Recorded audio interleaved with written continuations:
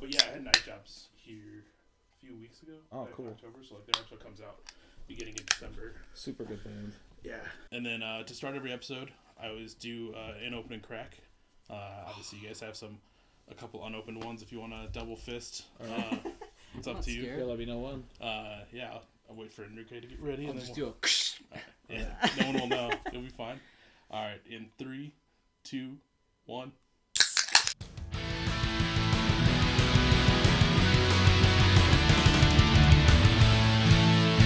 Welcome to the Beers with Bands podcast with your host, Michael Torres.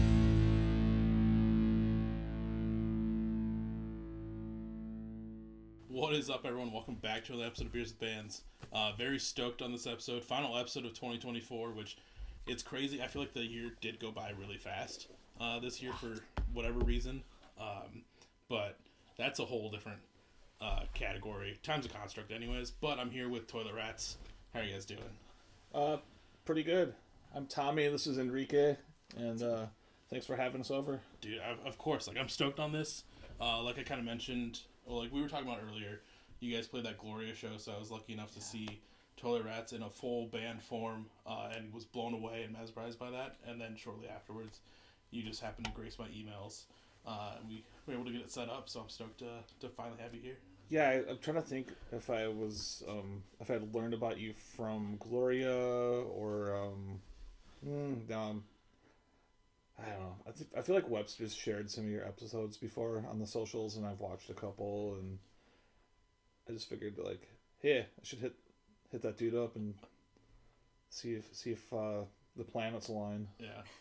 Well, they aligned. Also, quick shout out to Webby. I'll see him actually this weekend when I get my hair cut. That's my dude. Him and Boomer came on like shortly after I moved to the Twin Cities, and like that was just a wild time. Thankfully, that was before I started doing videos, so no one knows how wild it actually was, I guess. I mean, either one of those guys is kind of you could get into some adventures, and you put them together in a room. I could see how that could get a little bit rambunctious. Yeah. Do you know Boomer? No.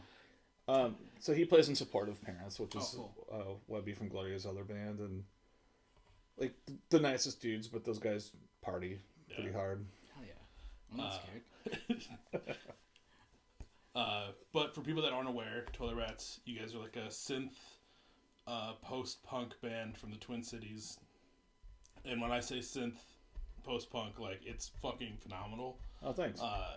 Like, listening through, and I'll get into, like, some of the EP stuff here in a second, but, like, listening through is, like, it's not something I hear every day, so it's nice when I get something that, like, kind of, like, invades the space and just changes it up.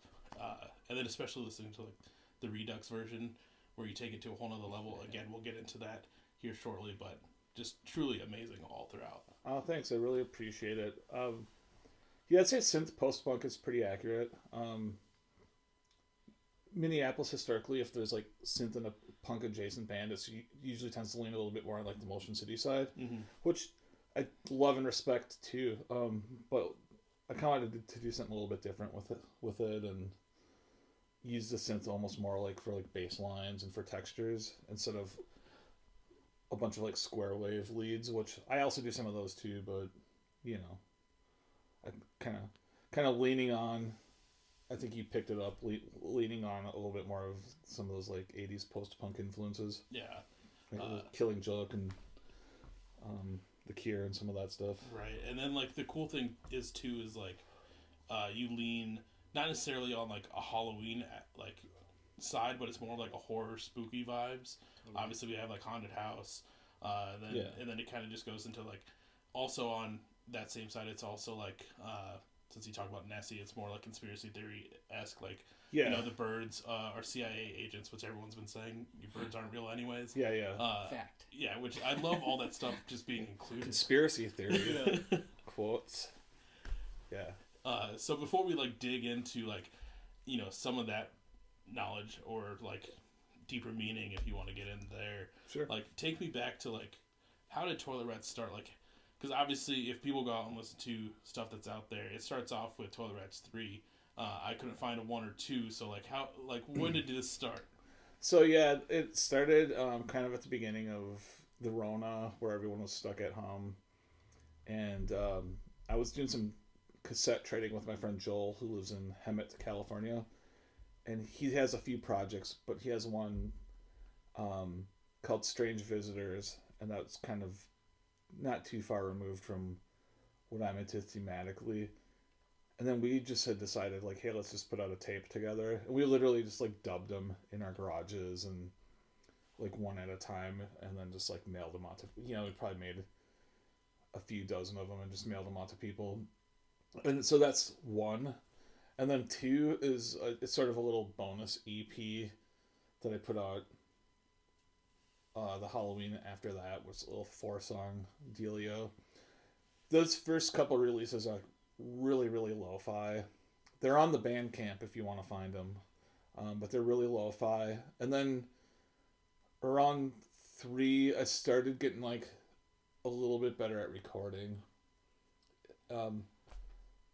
3 is sort of like the transitional one, because 3 has the original mix of Molgoth and has the song called The Mothman, which is kind of, but I still feel like 3 is still a little lo-fi, a little bit like trying to figure out what the sound is. Mm-hmm.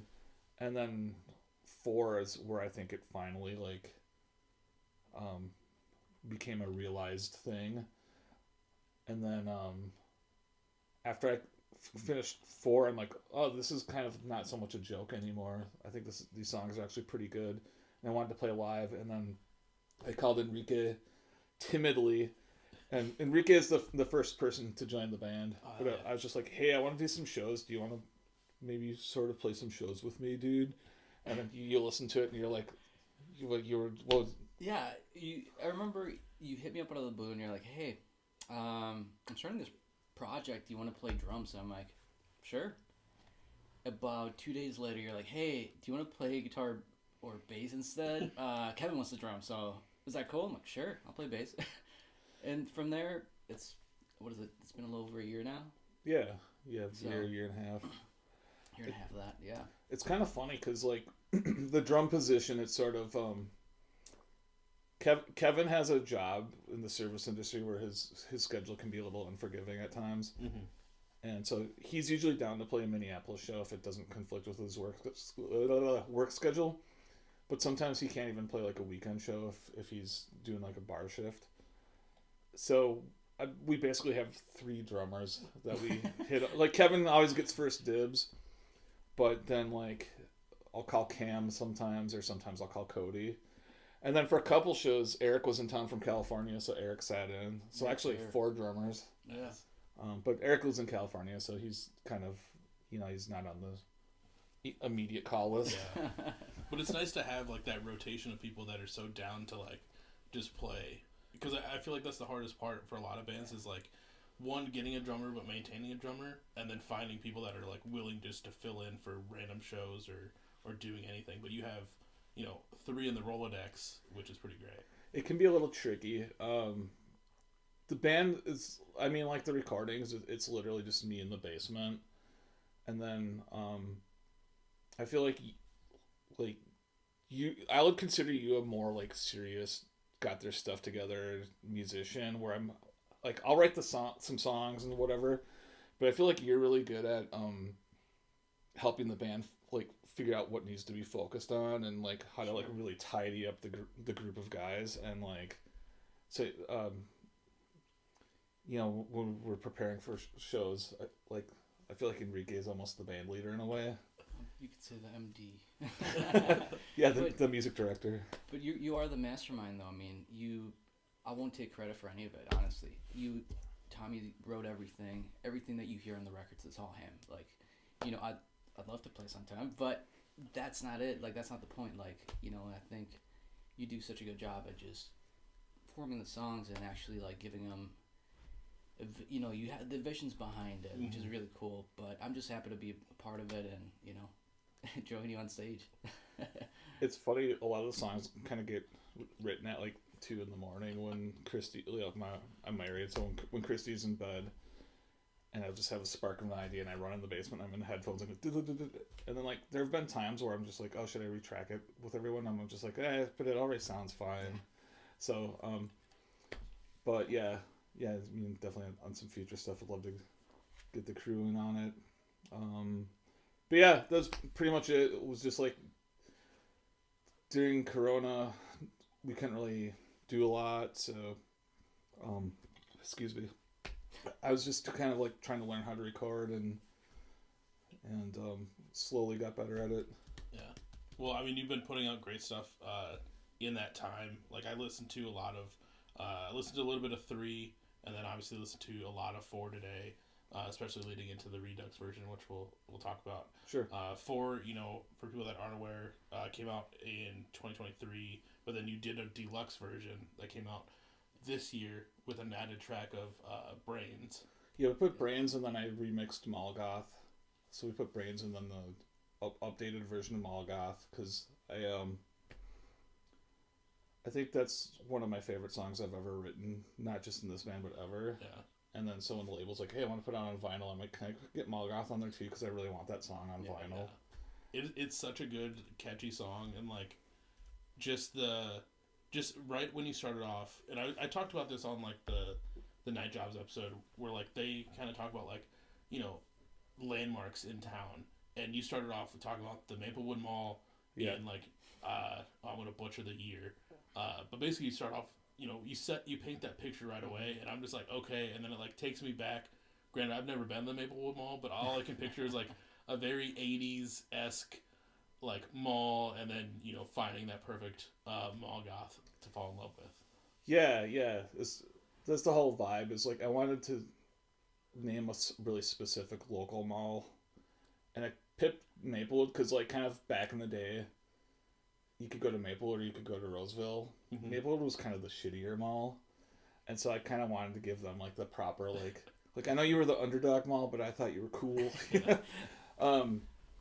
But yeah, I would go to the Maplewood Mall sometimes with my friends and just do like the usual shithead suburban kid stuff at the mall and get chased out by the security, and nothing too bad, but just annoying. Yeah, just annoying heshers.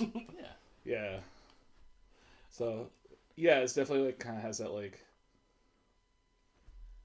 kind of nostalgic. Yeah, little story of near-dual kids. Yeah. Like if you were to take that and do like a full music video, because I recently watched I don't know if you guys have seen it, Snack Shack, that it recently came out I think this year or last year, but it's one of those other period pieces set in like the 80s. Okay. And like there's just like all like it's a Dazed and Confused type of feel when you listen to the song, of just like it really paints that picture of like that nostalgic feel. Yeah, it's leading into that, and then have you ever seen that movie Mid-90s? Oh yeah. I was kind of going for that vibe too, where it's like A24. A little bit of A24, like kind of most of the songs are pretty silly, and I wanted that song to have just this tinge of sadness to it.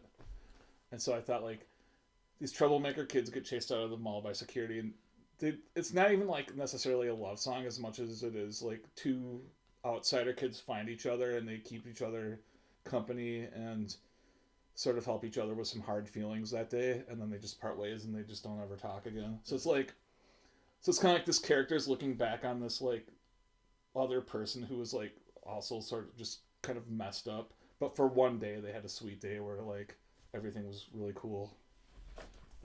So besides Brains and then the remixed version of Molgoth, what else is additional on the deluxe version? That's pretty much it. The label person, his name's Matt Traxler. He's like a really, really talented graphic artist as well. I'll give him a plug right now. So if you look at the deluxe version and you like the fonts and the colors and stuff, hit Matt up if you need some design work, because he also does that on the side. But Matt took my art concept and just like made it more professional, and then he added a bunch of like cool photos, and the deluxe version it's just more like it's more full. It's like what it should have been in the first place, but it originally just came out on cassette, and I didn't have any money or anything. And then Matt got behind it, and we did a big pre-order for the vinyl, and so we were able to just kind of like make the packaging a lot nicer, put a couple extra songs, and then I got it properly mastered as well, which like really helped it sound better. There's a dude in town named Chris Johnson. He does great work. He works out of Flower Studios, and he's worked with like the Jayhawks and like all these bigger local bands. So, I wanted somebody who really knew what they were doing to master it, and I think it sounds a lot better too. Yeah. No, yeah, it came out great, and happy for you to have that on vinyl. Like I mentioned this to basically every band that gets to do a vinyl. As someone that does a podcast and should never have anything pressed to vinyl, because no one wants to listen to an hour and a half of just me talking on there, which would be crazy. I'm envious in the best ways that you get to do that and actually have like a physical copy of like your pressed work. You could always do a best of. There's a guy in town named Andrew Sahak, and he is the lead singer of Unstable Shapes. Okay. And he did a comedy album that got pressed to vinyl. It's really good. It's called Dracula. Yeah, I think I'm gonna forget his name too. He was the voice of Comedy Central, and I'm completely blanking on it. But another comedian that is also like pressed up to vinyl. Yeah. Which that makes feel like more sense. I did have a band kind of jokingly say, "Oh, we should press our episode that we did with you to vinyl," and then like the other side, like the B side, is just like their EP, and I'm like, that could be something, but yeah, I don't know if I want to put people through that. Sure, fair enough. Yeah, vinyl was really cool. I didn't really expect that to happen because it's difficult to, it's expensive and takes a while, and I really couldn't have done it if Steadfast hadn't gotten behind the project. So I totally have them to thank for it. Yeah. And by them, it's really Matt and like Matt's like pets. I don't know if his partner is really involved with the label or not, but I'll say them because Steadfast is a label and there are animals involved that hang out with him when he's packing boxes and making phone calls. And then, we kind of fast forward a little bit. Obviously, the deluxe version's been out for, at this point in recording, a little over a month. And then December 13th, which is already past, Times Construct, spooky, because it also is Friday the 13th in December. Oh, yeah. You dropped the Redux version. Yeah. Redux Vol.1. Yeah. Which we find even more synth on top of this already awesome synth-packed album. Yeah. More drum machines. Yeah. More drum machines. Yeah. Do you want like a rundown of what that is, or? Yeah, I mean, go for it. All right. So like, when we do rat shows around here, it's usually me and Enrique, a couple other friends, Stefan, Kevin, and then there's a couple other people who come and go depending on their schedules. My brain is I just got off work, so I just had severe Totally fine. brain fog. But basically, I try to play with the live band when I can or when it makes sense, because I feel like it's a big ask. I'm just like, hey, here's this thing I do that I recorded, and I try to take pretty cool shows. I'm like, I'm going to try to throw you guys some cash and make sure there's people in the room.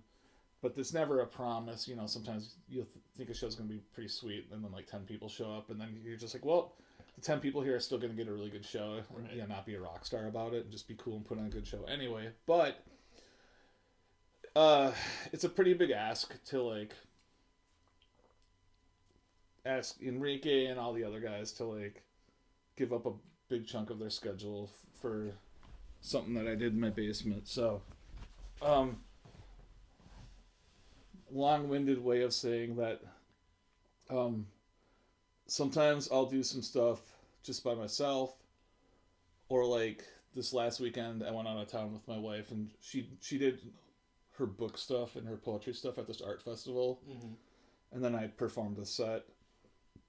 So sometimes it just makes more sense for me to like use some tracks and perform live. But I thought if I'm performing live with tracks and a synthesizer, I don't want like guitars coming through the PA that nobody's playing and stuff. So I'm like, if I'm going to do that live, I want it to be like super electronic. So then I just leaned in really hard to like stuff like Human League or a little bit more synthwave vibe. Yeah. And it goes over pretty well. And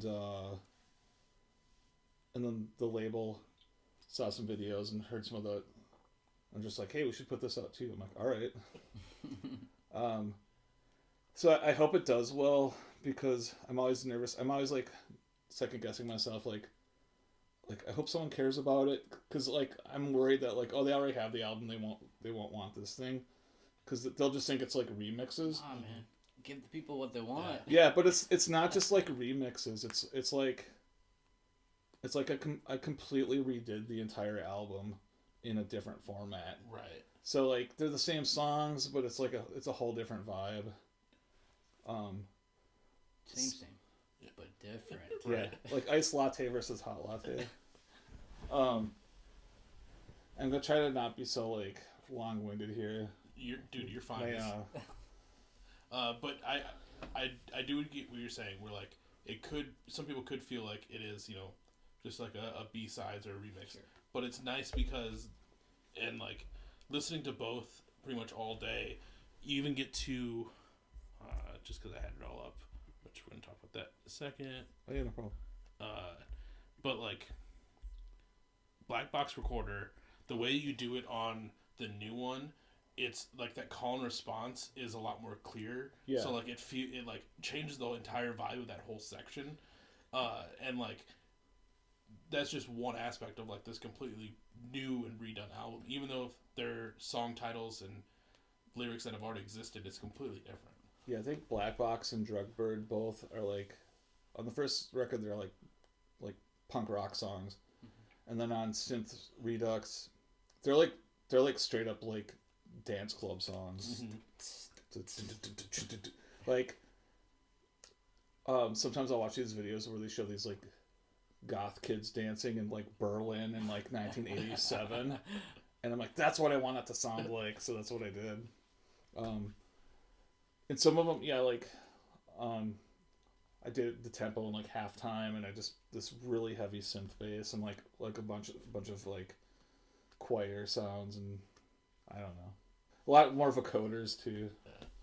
So it's, but yeah, I do the solo sets, and then people come up to me and they're like, "Hey, I have the album, but that thing you just did, where can I get that?" And so after I was asked that a few times, I was like, I really should just like put it on Bandcamp or something. Right. And so when I talked to Steadfast, I'm like, hey, I think I'm just gonna put this on Bandcamp. Would you like design the art for it? And he was like, can I put it out? I'm like, all right. Hell yeah. So. Enrique, like, what did you think when you got to hear the Redux versions? Dude, it's so fun. Like, as somebody we got to do some like drumless shows, you could say, so more drum machine, just doing the work, and that was a lot of fun. So I mean, that's kind of how we've been doing some of those shows without a drummer. We just lean into the drum machine or into the tracks in this case. But I think it just sounds rad. And when you first showed me some of the ways you changed the songs, I mean, that was a lot of fun. So I'm all about it, man. I think it's just a new, I don't know, just a fresh sound that's similar but not the same as the OG.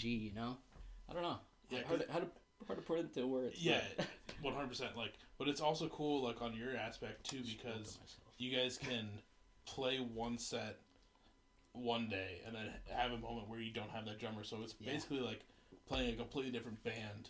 Yeah. And set the completely next day. The vibe is completely different without the drummer, which can be really cool at times. And we did those synth shows, and I think it went over really well. But a lot of times I'll do a synth show with just myself or Zach, but like when we do it with Enrique, it's really fun because then he'll use his pedals a lot more, and he'll do some more like high stuff on the neck, and like he'll do counter melodies, and it's like really fun for you. I think it's like if there's just like a lot of space for you to just do whatever you feel like doing, and You write super rad parts, and then on top of it, it just allows me to also throw in a little, get creative with it, Right. Throw in my flavor, and it's a lot of fun, man. I really dig it. But this guy's a really good drummer, so it is funny. I forgot that I originally asked you to drum. yeah, that was the first thing. That's so funny. Because before I asked you to play with me, I saw you drum with a band. I saw you play guitar with another band. Sure. And Makes sense. I don't know if I saw you play bass or not. I don't know. But I was like, "Do you play bass too?" And you're like, "Yeah." I can. And then, but it's funny. And then after you started playing, sorry, I'm bouncing around here. But after you started playing bass, there was one time I was like, "Oh, Kevin can't do the show. Can you play drums?" And you're like, "Can you find someone else? I want to play bass." It's like, well, at first I was like, dude, okay, so when you were like, okay, do you want to play guitar or bass? I was like, well, I went back and listened to the songs. I'm like, oh, I'm definitely playing bass. Like, most of the time, it's like I'm playing lead bass is the best way I can explain it. I'm playing like rhythm and lead bass because it covers so much of the song. Like, I start almost every song, and the part is pretty crucial. So you write super rad parts, and I'm happy to play those parts and try and do them justice. But it's a lot of fun, man. And yeah, so I'm like, yeah, I definitely want to play bass. And don't get me wrong, the guitar parts are great too, but the bass is so rad. Usually nice, thick, fuzzy sound, and it's just rad. You always add these like cool little melodies and fills. Like, you definitely give it like the Enrique edge. That's like I feel like even live, it's still different from the album. Mm-hmm. I think we played our first couple shows. We were trying to have backing tracks and make it sound more like the album, but then after a couple shows, I think the vibe, we were just feeling like it's kind of just fun, just plugging in our guitars and treating it like a punk band live. Yeah, exactly. It's a pure rock band. And I like those moments too, because like I could go see a band, but I've listened to the record so many times. Do I want to listen to them play the record exactly how it is live, Sure. or do I want to see them put their own flair on it and just like do their own thing? Like I can't remember who I was talking to, and they're like, "Yeah, we didn't really use any pedals on the recording, so like when we play, like it changes the mood of the song, like to how we kind of almost want, Yeah, and like it just changes it up in the best way. So it's always fun to have those moments." Yeah, yeah. I also I think everybody likes having opportunities to present the material in some different formats too. So we have kind of like the punk band live thing with G-Sock Gloria. We do the electronic thing, and then we did the campfire show. Oh, that's right. I forgot we did that. So we kind of slowed the songs down, and Zach was playing on melodica, and it was just like very chill, and we got some like fake firewood off that had lights inside of it. Yeah. After that too, I got a couple emails that were like, "Do you want to do the campfire thing again in a couple of weeks?" I'm like, And then I'm like, "No, let's make it a special thing. Maybe it should be like an annual thing. Like we'll just do it once a year. So when we do it, people will make an effort to go to it because they'll be like, oh, they're doing their annual campfire set." I like that. Yeah, it's cool when like bands kind of do like that annual thing too. Yeah. Because it really gives you something to like look forward to, especially like here in the cities. Like the main things I look forward to is the first patio show at Palmer's every spring, and then whatever else during the summer, and then it's just like you wait for those certain aspects, especially like when you hit a certain age and you're like, fuck, it's either work or bills or whatever. Yeah. It's like I need those State Fair, dude. Yeah, that's one for me. Still haven't been. What? I've only lived here for 4 years. Let's go next year. All right. I'm serious. Hell yeah. Let's all go. He'll show you all the good stuff. Yeah, Lowe used to do an annual Christmas show, and it was like the most magical set. And then I went pretty much every year for the last decade at least, maybe longer. I'm kind of curious to see if Al is going to carry on the tradition after Mimi's passing, but Al's been playing shows, and his kid is playing bass with him live, which is super cool. So like, even though he's kind of forced to evolve his music because of life circumstances, but it's still very much like a family band. Mm-hmm. I thought that was the raddest thing, and I hope that they will do a Christmas show. So I'm crossing my fingers, and we'll see what happens. Yeah. Well, hopefully by the time this episode comes out, we would have already known, and I'm sure it was crazy if it happened. Yeah. But no, I'm stoked for everyone else to hear this like Redux version when it finally drops. I'm trying to think. I had a thought, and then I lost it. But That's that's okay. It happens all the time. 200 some episodes in, it still happens. It's still going to get left in. Yeah, and you can always do some editing later if you feel like it. That's a lot of work sometimes. Yeah. Do it live. Yeah. Yeah, it's gotta be live. Well, I think the original plan was for that Synth Redux to get dropped in December, but it might get pushed back a little bit because Matt at the label had jury duty, so he got behind on things because of that. So we were talking. We're like, maybe we should wait till after the Christmas chaos, because if you're trying to promote something and everyone's doing family stuff, like things get lost pretty easily in the Christmas rush. So hate to think of things like all corporate-y or whatever, but there's just, the reality is you have to kind of like put it out there and make people aware of it and do a pre-order and kind of there's a way to do stuff so that you can at least cover your costs. Right. So anyway, so we'll see when this episode drops. It's either out, grab it, or it's coming out soon. Do a pre-order. Yeah. So be ready if it's not out, and get your pre-order in. What are the plans now that you kind of feel like you've kind of gotten in the right groove with Toilet Rats, off of like 4? Like, what does like the future look like after the Redux versions? I've got some songs kind of half cooked.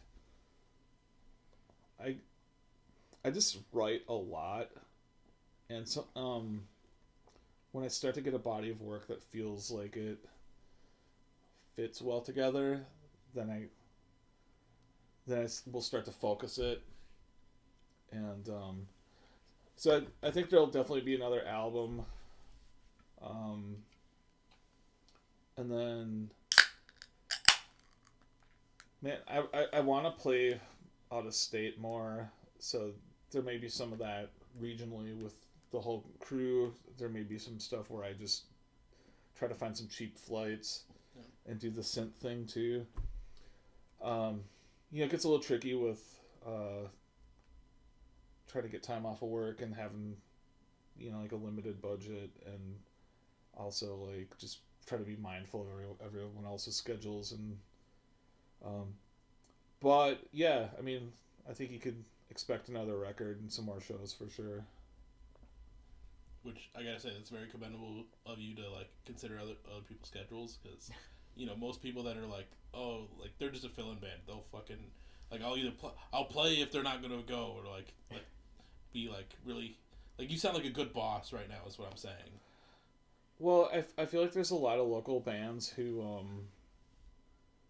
they don't turn down any shows, and I turn down a lot of shows, and it's not because I'm a jerk, but it's just like, I don't know, I've only have so much bandwidth, and I have a family, and I have a pretty demanding job, and you have a family and a pretty demanding job.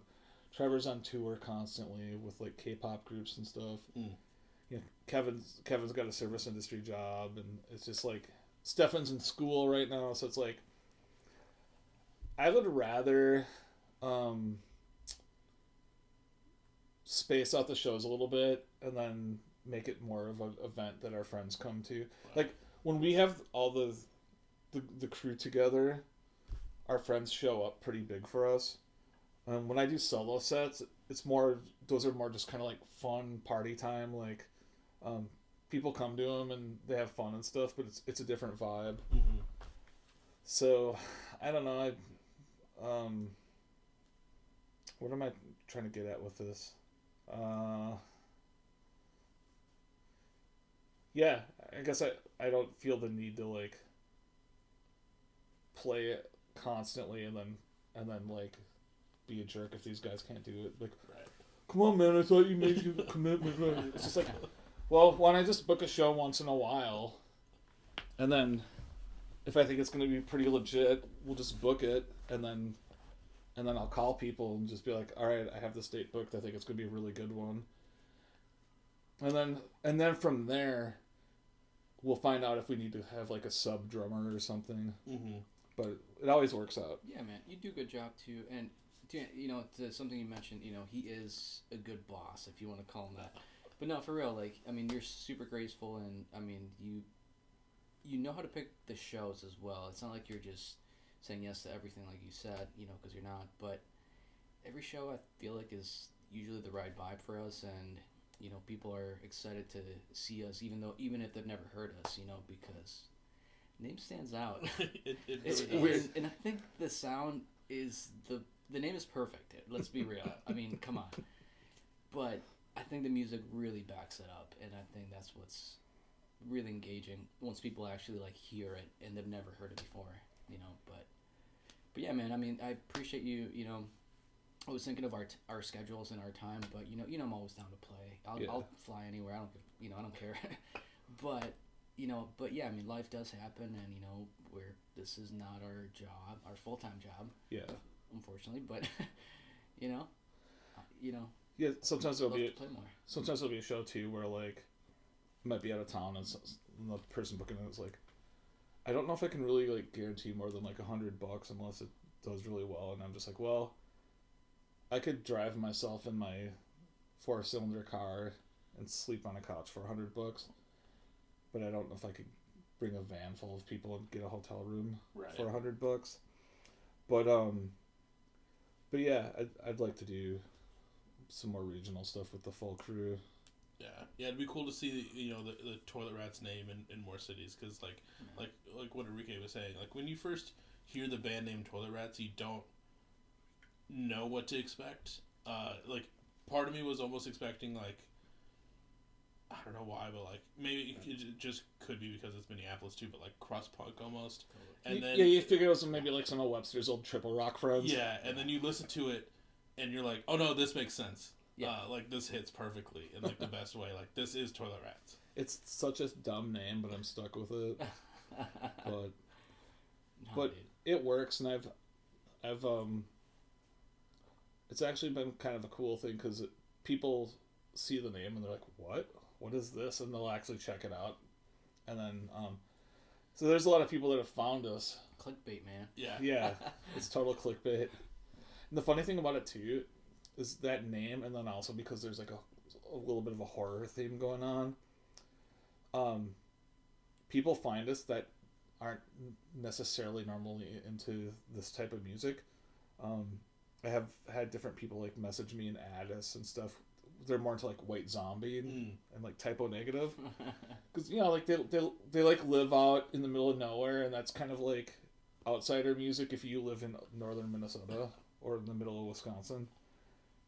And then they're like, oh yeah, I found your band because you had this a song about whatever, some horror movie thing. So that's been really fun too. Is just like these horror heads have found it too.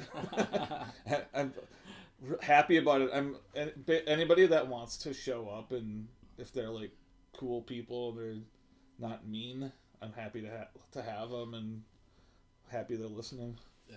Well, I mean, I gotta say one more time for everyone listening, if you get a chance to go see a Toilet Rat show, whether it's just Tommy doing the synth or it's the full band with Enrique rocking out on stage, which it was fun as fuck to watch you up there, by the way. Thank you, my lord. And then getting to see like both versions, because I watched a few of like just your impromptu sets online and stuff. Like it's a good time either way. And then especially like when you come out, and I don't know if it's something you do all the time, but when you come out to the crowd with the bullhorn, and just like really kind of get right in the crowd's face for that song, it just sets the vibe even higher. Yeah, when I do the synth sets, I spend about 80% of the time in the crowd, because I'll see electronic groups, and a lot of times it's just like somebody standing behind a laptop, and there's like they might have some cool videos going or whatever, and I completely get it. It's not a knock, because electronic music is really hard to pull off live. But I kind of approach it more like it's still a punk band, even though I'm hitting spacebar. So like, I'll start the music, but I'm going to be out in the crowd the whole time. I don't want the security blanket of like a bunch of videos. Right. So I'm like in the crowd. It's still like, it's a dance party, dude. Like, yeah, it's fun. Like, It's a dance party. People go, yeah. People have fun to it. So, yeah. It's a ton of fun. The records are sick. I'm really stoked to see what like kind of the future is for Toilet Rats going forward, and see what you and the Rats can kind of put together and just keep growing and vibing from here.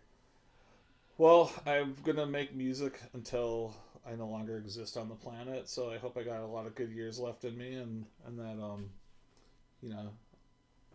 I always joke around with Christy like we'll be like 90 years old, like sitting on our porch, like stomping our feet, writing songs.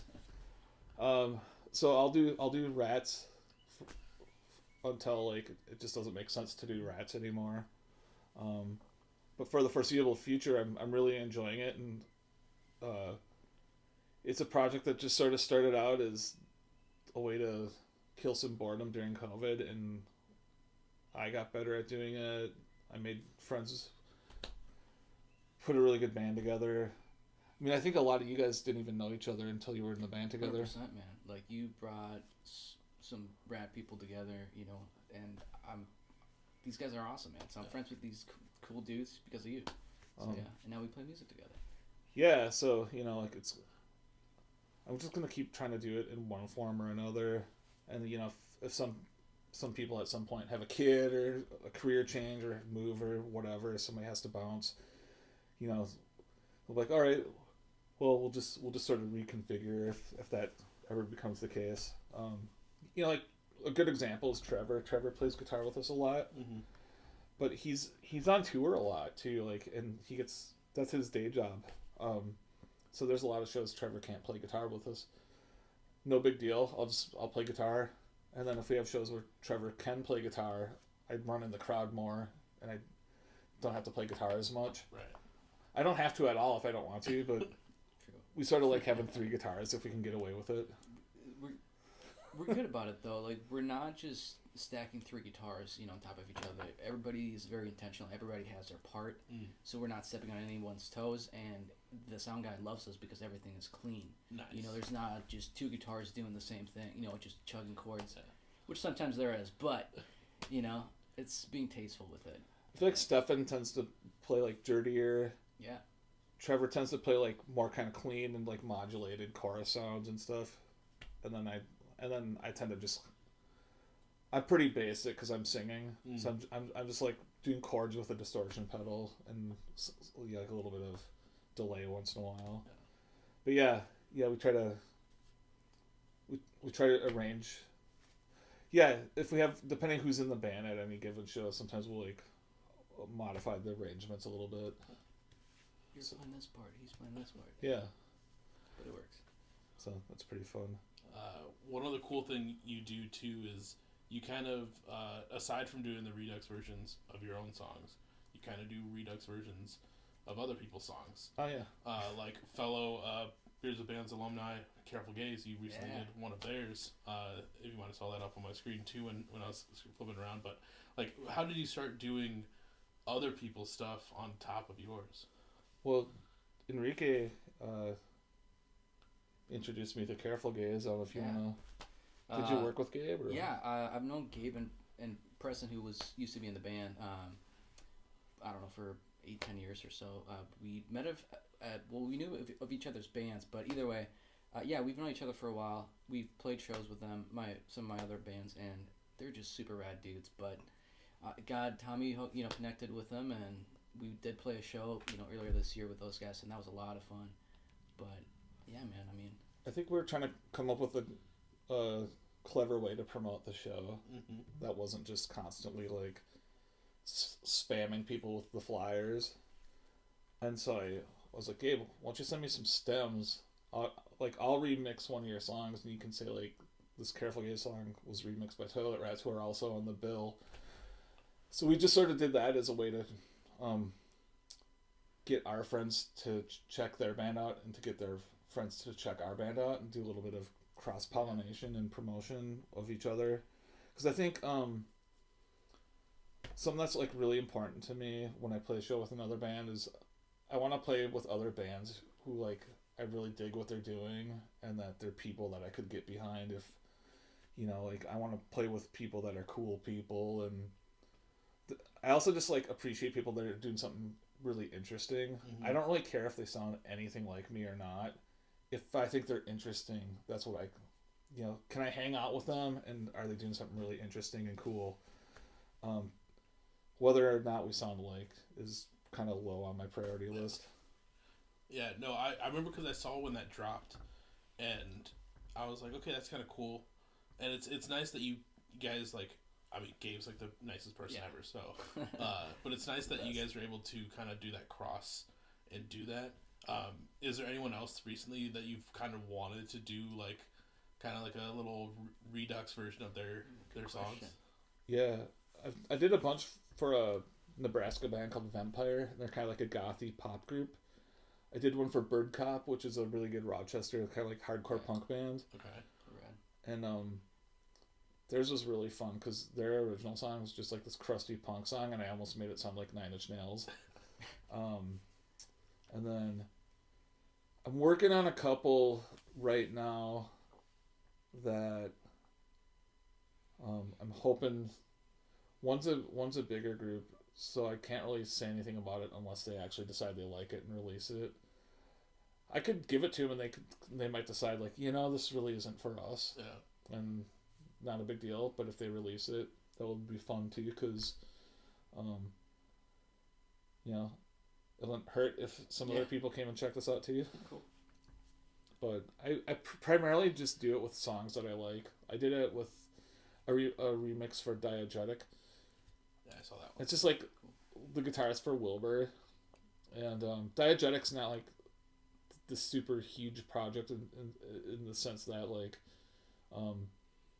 you know, they have 1 million followers or something, but I just think the guy writes really cool music, so I wanted to remix one of his songs. Mm-hmm. It was just that simple. Yeah, no, it's cool when that happens and like you do that cross, because like I know a buddy of mine, he put out an album earlier this year, mid this year, and like the last track on the album was just like one of the songs, but like kind of like in this Redux remix version that someone else did, kind of like this synthwave pop. And it's kind of cool because, like, one, you get songs 1 through 5 that are the album, and you kind of have, like, this bonus track of, like, a B-side also included. Yeah, it's just like, fun. It's kind of,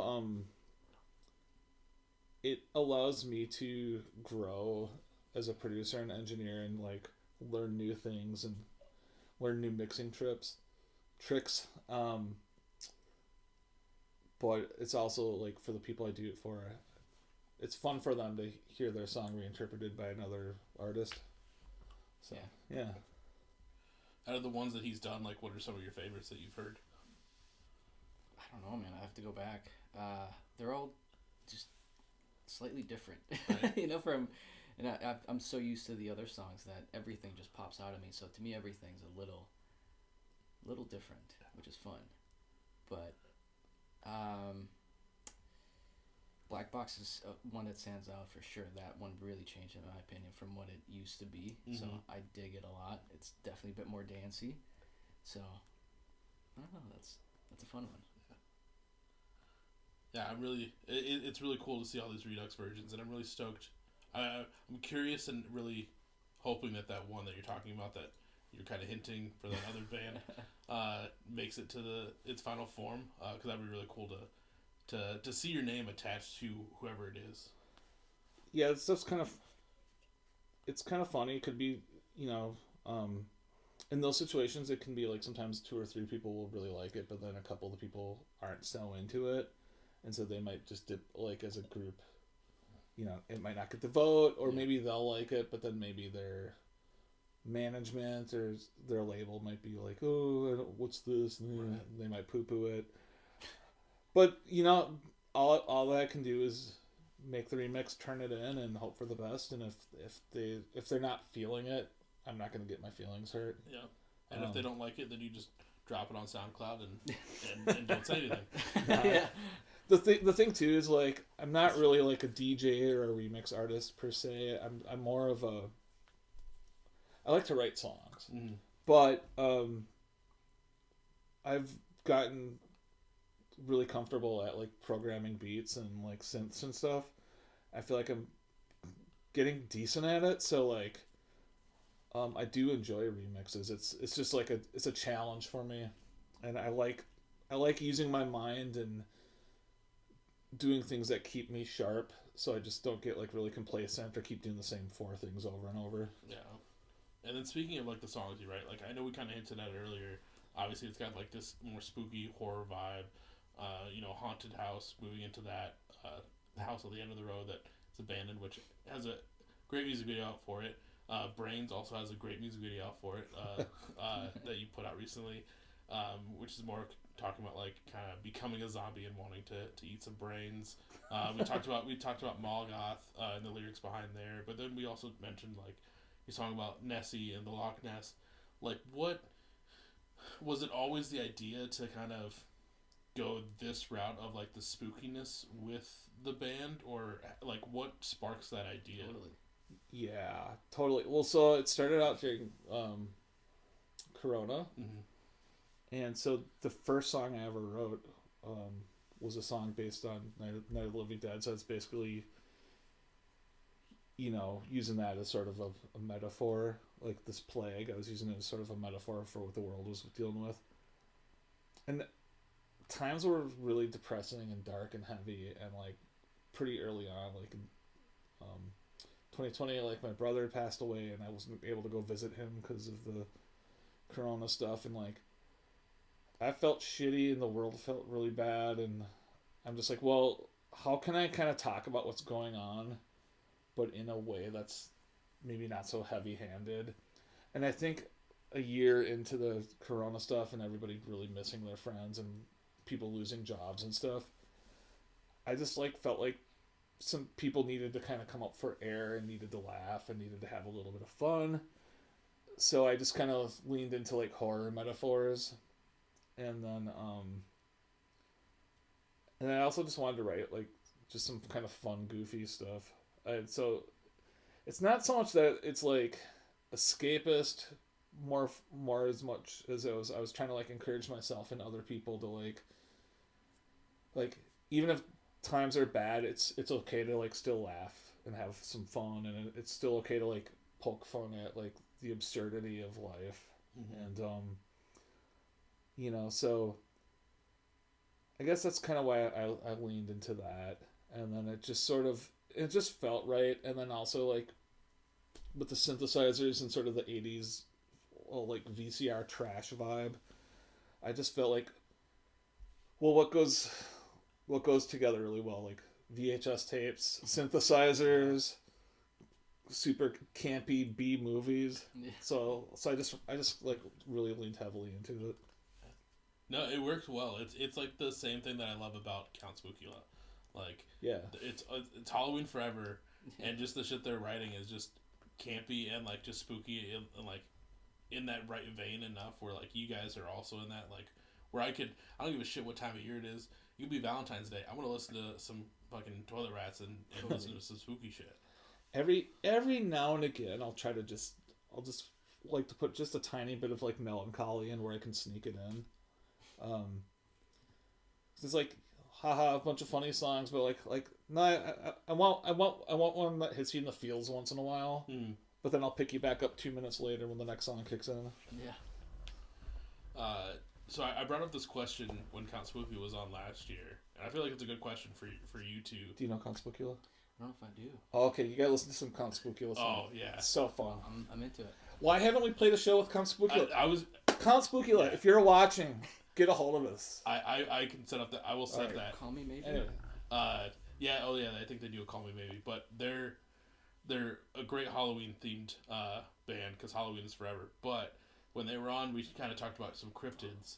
And we're talking about some Minnesota cryptids that really stand out in their mind. Are there any that like you always think of like anything in Minnesota cryptid wise? Do you have any cryptids that from here or from your childhood or anything? What comes to mind right now?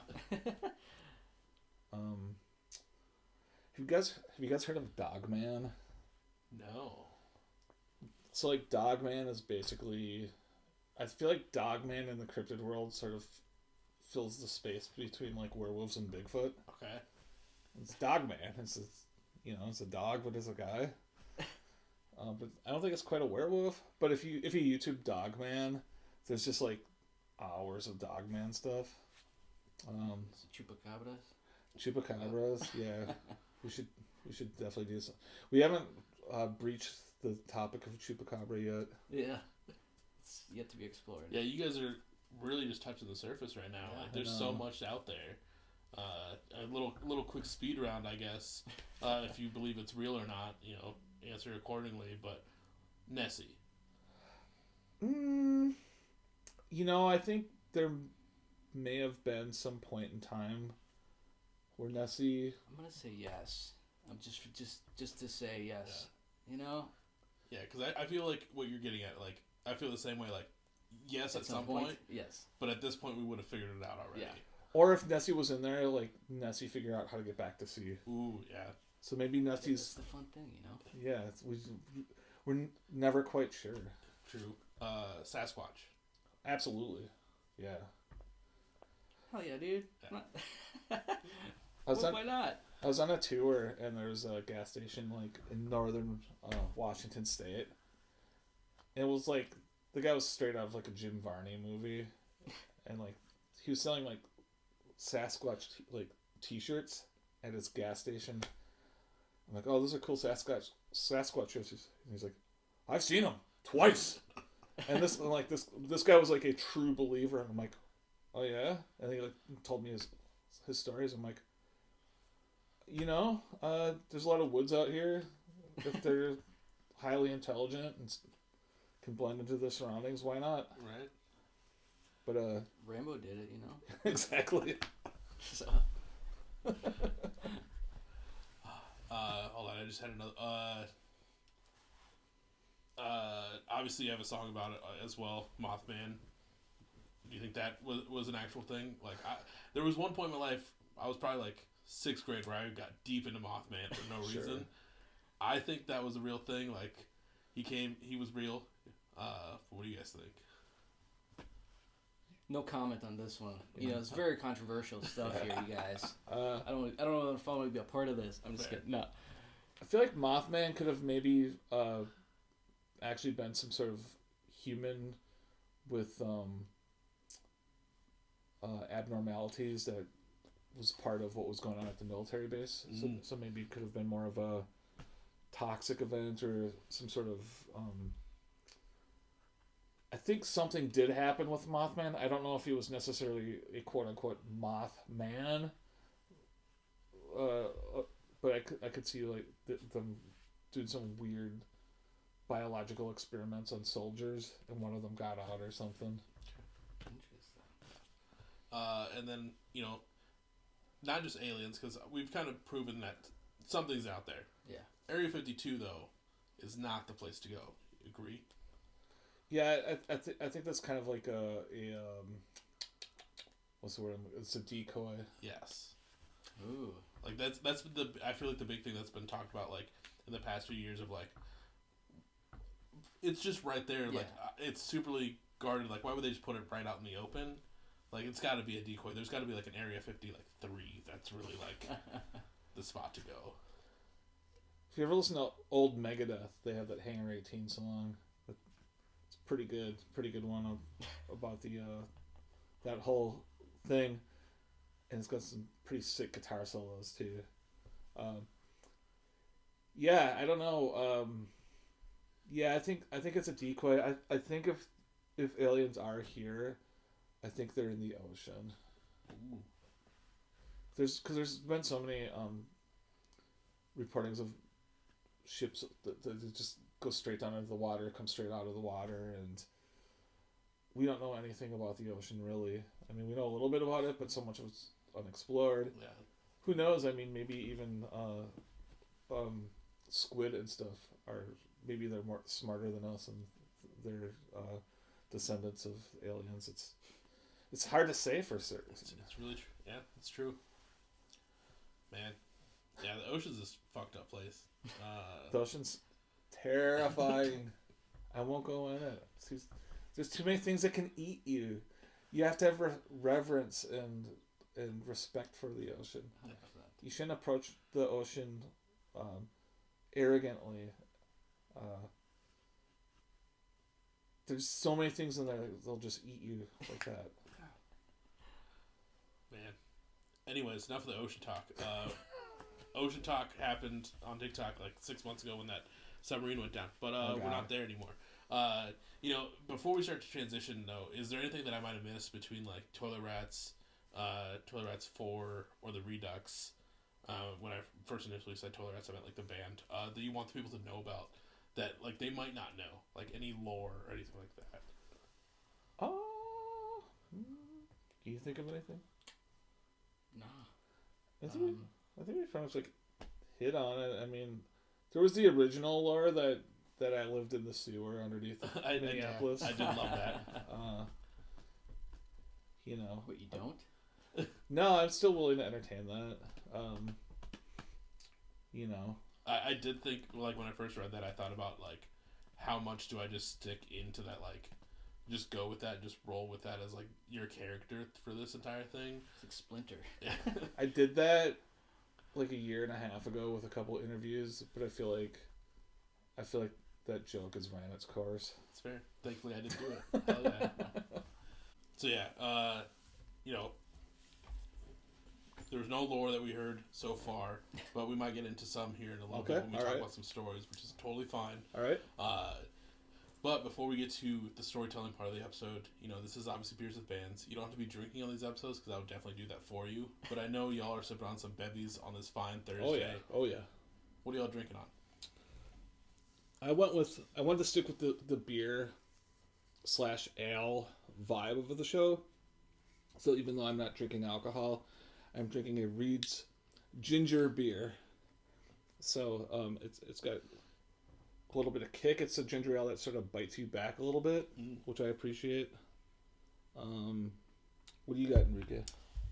Got myself a good old Mexican Modelo with the Mexico soccer team koozie, because why not? Yeah, nice. Which team? Mexico national team. Viva Mexico. You should hold the logo up. Cheers. Nice. Hell yeah. And this is my first beer in 2 months and something. Well, just after a little break. Yeah. I appreciate you having the first beer on the show. Dude, this is it. It only makes sense. It only makes. I mean, come on. How am I not gonna drink beer on a beer podcast? That's what I'm saying. Well, I thought I would at the very least wear my falling knife hat to give a proper shout out to that crew over there. That's one of my favorite places to just hang out. They do have really good beer. They put on awesome concerts when the weather is amenable to outdoor gigs. They hold a lot of cool they have like a group of people that comes in every few months or something. They sell a lot of like horror movie posters and cool stuff like that. And then they also have really good homemade kombucha on tap. So if you don't drink, you're not going to get left out. So shout out to Falling Knife. I wore my beer hat on the beer podcast. Hell yeah. Some local love to a good tap room. Yeah. I mean, that's the one nice thing about also living up here is at least the past few Christmases, I usually don't go home for Christmas because... Where's home for you? Like the Iowa City area. Okay, cool. So I usually stay in the cities, and then what me and my friends do is once I get off work on Christmas Eve, if we have to work Christmas Eve, then we just go brewery hopping. Yeah. Until they close at like 5 or 6, and then Christmas the next day, which I don't have to go anywhere, so I sleep in and do my thing. But it's always fun to like hit all these different spots. And the past few years, we've kind of we always change it up for different breweries that we go to, so It's always a good time. Nice. Been to Falling Knife? I want to say I have. You don't remember it. But I don't remember it. They also own their own little pizza thing called Rectangle Pizza. Okay. And it's kind of like this giant square, deep dish sort of thing. Pretty good. Pretty solid. I've heard good things about Rectangle Pizza. Yeah. Usually when people are talking about like the best pizza in the Twin Cities, I usually hear people either say Rectangle Pizza or they'll say like Luce. Dude, Boluto is the spot. I'm telling you. Boludo, I think there's a couple locations. Yeah, There's educate us. There's one in South Minneapolis, right where I live, and it's the best. It's like this Argentinian style pizza with like it's like Italian Argentinian, but I'm telling you everything's so good. The sauce has got this like bit of sweetness to it that's just balanced, but the bread, that's where the magic is, man. Okay. It's so good. I'm telling you, Boludo. It's where it's at. Oh, another thing to add to my list from this episode. I'm a huge proponent of the tavern style pizza, so I like a nice thin greasy pizza cut in squares. You can just just throw the squares in and just keep chowing. So like Giacchino's is huge fan of that place. Also though, if you want something a little different, huge fan of football pizza. It's some brothers from Afghanistan that make the crust out of this type of dough. Naan almost. It's like it's got a naan like texture. Vibe. Yeah, it's really good. And then it has they'll have like green peppers and gyro meat, and then their sauce just has certain spices that are, not conventionally found in pizza, and it's just so good. And then you're in North Side, so pizza I really like over here is Pair of Dice. Okay. And it's back in the day, it was like $10 for this pizza, like the size of your, just ginormous. It's probably more now. It's probably gonna be more like 15 if you pick it up. And it's just this kind of like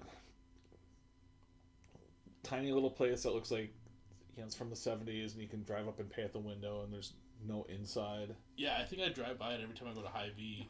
Yeah. And I always look at it, I'm like, I don't know if I want to stop there actually, but now hearing that that it's actually good. Yeah, it's like you're kind of like, is this place sketch? And I'm gonna go ahead and say it is a little bit, but in like but it's always packed too. But in the right way. Like I kind of have this theory, like when I travel, I'm like, hey, I want to find some good local food, and if somebody recommends some real upscale place, I'm usually like skeptical. Yeah.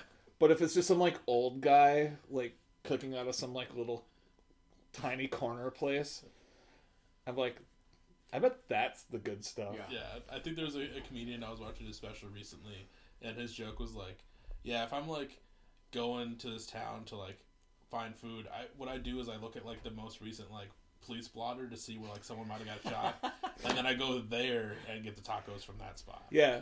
That's how you know. So point being, Pair of Dice is really good. It's it's by no stretch of the imagination gourmet. It's giant pizza. You literally pick it up and fold it, and you have to kind of hold it like this so the grease drains, and then you just eat it like a Ninja Turtle, and it's really good. So if I'm on the north side, that's usually my pizza of choice. Okay.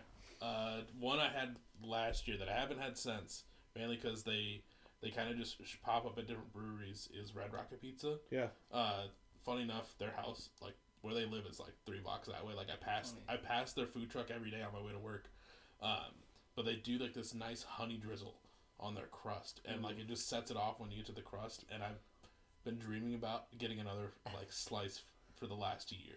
You should have them on the pod. You'd be like, normally I interview bands, but we want to have the pizza episode, and then you can hang out with them, and then you probably get some pizza in the process. Ooh, that's good. That's a good thought. I thought about just going up to their house and just being like, "Hey, the food truck's here. Can you just like pop in?" Make it happen. Yeah. Like, you guys said were closed today for prep. Just prep and throw it right in. Yeah. I love how that beer segment turned into a pizza segment. That's all right. I love that. I said I love tangents. Well, beer and pizza, I feel like go hand in hand. Yeah, Yes. It's a marriage. Yeah. It is. It's like the only time that you're at a bar drinking a pizza is the time, or not drinking a pizza. Sometimes you are drinking the pizza. Sometimes, but usually by like X amount of beers in is the only time that you're totally fine spending like $13 to $15 on just a frozen Totino's pizza. Oh yeah. It hits so much better than just like putting one in the oven at home. I have to give a mad shout out to any bar that goes the extra mile and gets the Heggies. I was gonna say Heggies. Is it Heggies or Hedgies? I've been wondering that. I say Heggies. I was corrected. I was corrected by the bartender at Palmer's because I was calling it Hedgies, and he goes, It's Heggy's. It's an institution. I'm like, it is an institution. I should give it the deference that it deserves. Yeah. So according to the Palmer's Cool. bartender, it's Heggy's. But Oh yeah. man, nothing hits the spot at midnight. A couple beers in, and that Heggy's coming right out of that little pizza oven at the dive bar. Yeah. You can make it at home and it's going to be good, but it's just never going to be as good as it is when Right. you're at that hole in the wall. Especially if they hand you a little hot sauce. Mm. I'm a man in heaven if I'm at some dive bar with a cold beer, Heggy's, and a little hot sauce. Happy. These are dreams. Yeah. That will be happening tonight. Goals. I'm a simple person, you know. It doesn't take a lot to make me happy, but I'm really specific.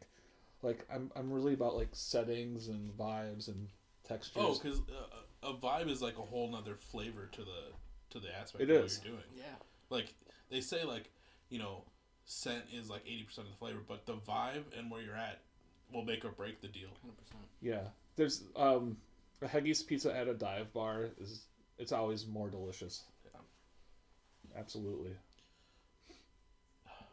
Fuck, no, I don't have any. If I had any Heggies, you know, I'd hook it up. But Oh, that's cool. I do have. I already ate earlier.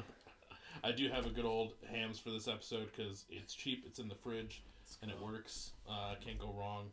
But that's the beer pizza segment for this episode. Great little addition to end off the year. Thank you for educating us on that. What was it called one more time? Heggies. No. The place you were talking about in South. Oh, Boludo. Boludo. You should find them and tag them on the social post. Yeah. I'll have to clip that whole segment. Yeah, man. They're dope. Check them out. That's all I gotta say. Fuck yeah. Well, what we should do is do a part 2 and we just all go together. Oh yeah. Oh, hell yeah. What if we got us and got Webster and we just did a Twin Cities pizza tour? Oh my god, that'd be a good one. That would be great. Or we do this again and have some pizza next time. Dude, these Beer are and all pizza. solid ideas. I mean, you know? We're all talk, but no action, you guys. Right. Come on. You know, now we're loose. Now we're getting to have a good time. You know, when I said 30 minutes, this could take, who knows? This is all I have. I'm working from home tomorrow. Yeah, do what you gotta do, and like I said, feel free to. If there's some stuff earlier where I got redundant, feel free to just. But that's more work for you, so whatever. See, the reason I don't like to cut things, and I mentioned this on a few different episodes, is because people know Toilet Rats from the music. They know what they've seen from a live show. They know that Enrique can rock out on stage. They know you can go out in the crowd and rile them up. Who's the real Toilet Rats? Exactly. Yeah. We find out how you guys really are. So like, there's sometimes where I'll sit back and I'll let a band just like banter against themselves, mainly because I'm outnumbered anyways. Yeah. Just to see where that goes and when it fully stops, then I come back in. But it's easier to round people up when it's just the two people. Yeah. I feel it. But you know, like I've said, everything you guys are doing is great. And now we're gonna kind of talk about some fun stories from you guys' time in music. Okay. Obviously, you guys have been doing music outside of Toilet Rats for quite a while, just in general in your lives. This is where we kind of talk about some fun stories from shows, tours, time recording. As I normally say, they can be anything horrendous to tremendous, or any adjective in between. The way I like to think about it is, think about the stories you always reminisce about with your friends. Those are usually the best stories that everyone loves to hear. Implications. I've been adding this tag lately, is statute of limitations is a thing. Don't implicate yourself if you don't want to. Or do, because then, fuck it, who cares? Get some good tour stories. I have one that terrified me. So as you may have noticed, I am from Mexico. I am a 100% legal immigrant, and I'm very grateful to be in this country. And Chill out, Mega. Yeah, I'm happy to be here. But either way, this is maybe about 10, a little over 10 years ago. I was on tour with this band, Highland, Hyland, and in fact, we're doing a reunion show at the Amsterdam in December. So December 28th, Highland with Take Cover is the band. Oh, you guys played that show? Yeah, we're playing with Take Cover. Fuck yeah, dude. Hell yeah! So yeah, so little plug there, but no, we were on tour and we were somewhere in Texas and we were trying to get to California, and we're driving through El Paso, so we're down there, and again, I'm 100% legal, but I forgot my green card at home. I didn't know you had to carry it around everywhere while you're in the States. Right. But I'm on tour and we're so close to the border that we get stopped and we're in a van. It's a 15-passenger van with a trailer in the back. So we're just a band, but we get pulled over. We get stopped at a checkpoint or whatever, and it's like, everyone here citizens? Like, yeah, we got 4 citizens and 1 permanent resident, which at the time I was. So, anyway, so long story short, the cops swing open the door, the van, and they heard that there's sirens are going off in their head. Exactly. So they start asking me all these questions, like, where, it's like, where are you? Who are you? Where are you coming from? Let me see your ID. Obviously, first thing they ask for. So all I have is my Minnesota driver's license on me, and at some point, like, well, you got to have that with you.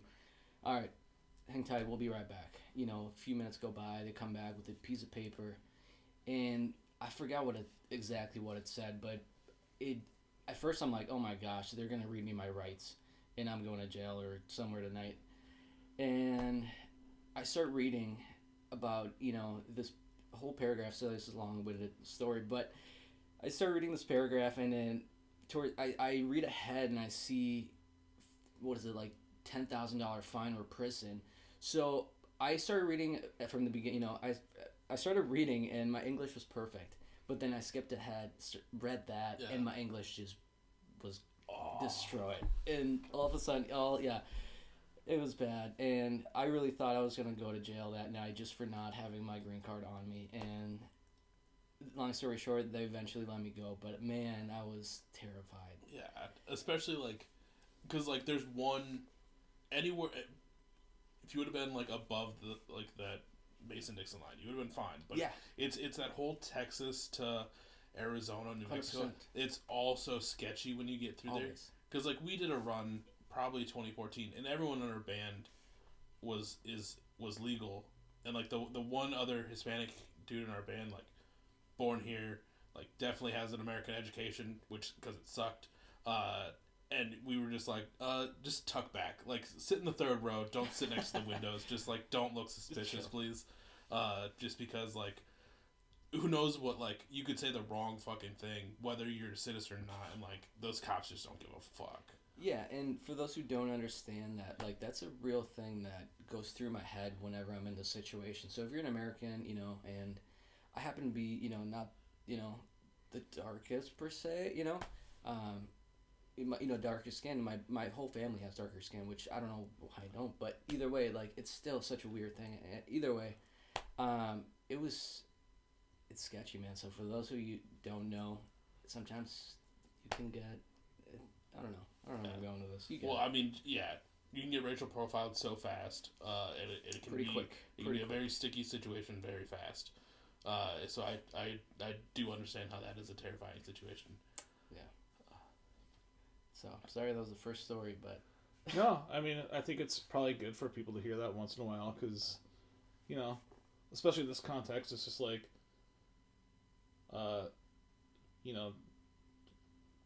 the whole presentation is, fun and everything, whatever. But yeah, one of my very own band members, a dude I'm hanging out with tonight, has to deal with this shit on the regular. It's I don't know... Try to back up your friends, count your blessings. I wasn't trying to be a downer either. I was just trying to tell a story of No. Nobody thinks you're being a downer. And I'm not trying to be a victim either, but it's just that was the real thing that happened, and anyway, it's just. No, that's good to be aware of, and anybody who listens to the Rats, think about things from multiple angles and have your friends back. I remember, one of our last tours that we did, it was around that, it was 2016, maybe 2017. It was around that same time that everyone decided to, march in, Richmond, or, in, North Carolina. And with the tiki torches and crap. So we were, a day after that, like coming through to like go to Richmond to stay at our friend's house on that run, and we're like, okay, how can we avoid all this? And again, it was the same dude. We were like, Brian, you're the darkest person with us. We love you. Oh, we had 2 Brians at the time. They were both, one's Hispanic, one was Asian. We were both just like, we got your back. There's 12 of us in this van. Just stay with us. Don't like walk by yourself right now. Like, shit's going down. And like, thankfully, me as also a Hispanic person, I'm light enough where I can just pass through. But like, it was such a shitty situation to have to be like, just sit here. Don't wander by yourself at all. Yeah, it sucks. I remember we were in upper New York, same thing. Someone was like, you got a Mexican with you, man? I wouldn't drive. I wouldn't be, it's like 2 in the morning. It's like, I wouldn't, it's like, you do not want to get a flat tire out here type of thing. Yeah. Anyway, but yeah, it's just one of those things, Right. Well, I mean, we're kind of in a weird time historically where some of those people are feeling emboldened. So I think like these are the kind of conversations we have to have once in a while with our friends, and you shouldn't feel bad for talking about real shit. Right. It's just like some of these weird, angry people are gonna make their weirdness and anger more known because they're feeling like they can get away with it. So if you're out at a show or doing other things, have some situational awareness, and be ready to have some conversations too. So I don't think either one of you guys should feel bad or feel awkward for just talking about real shit. Yeah. Cheers. It's real shit.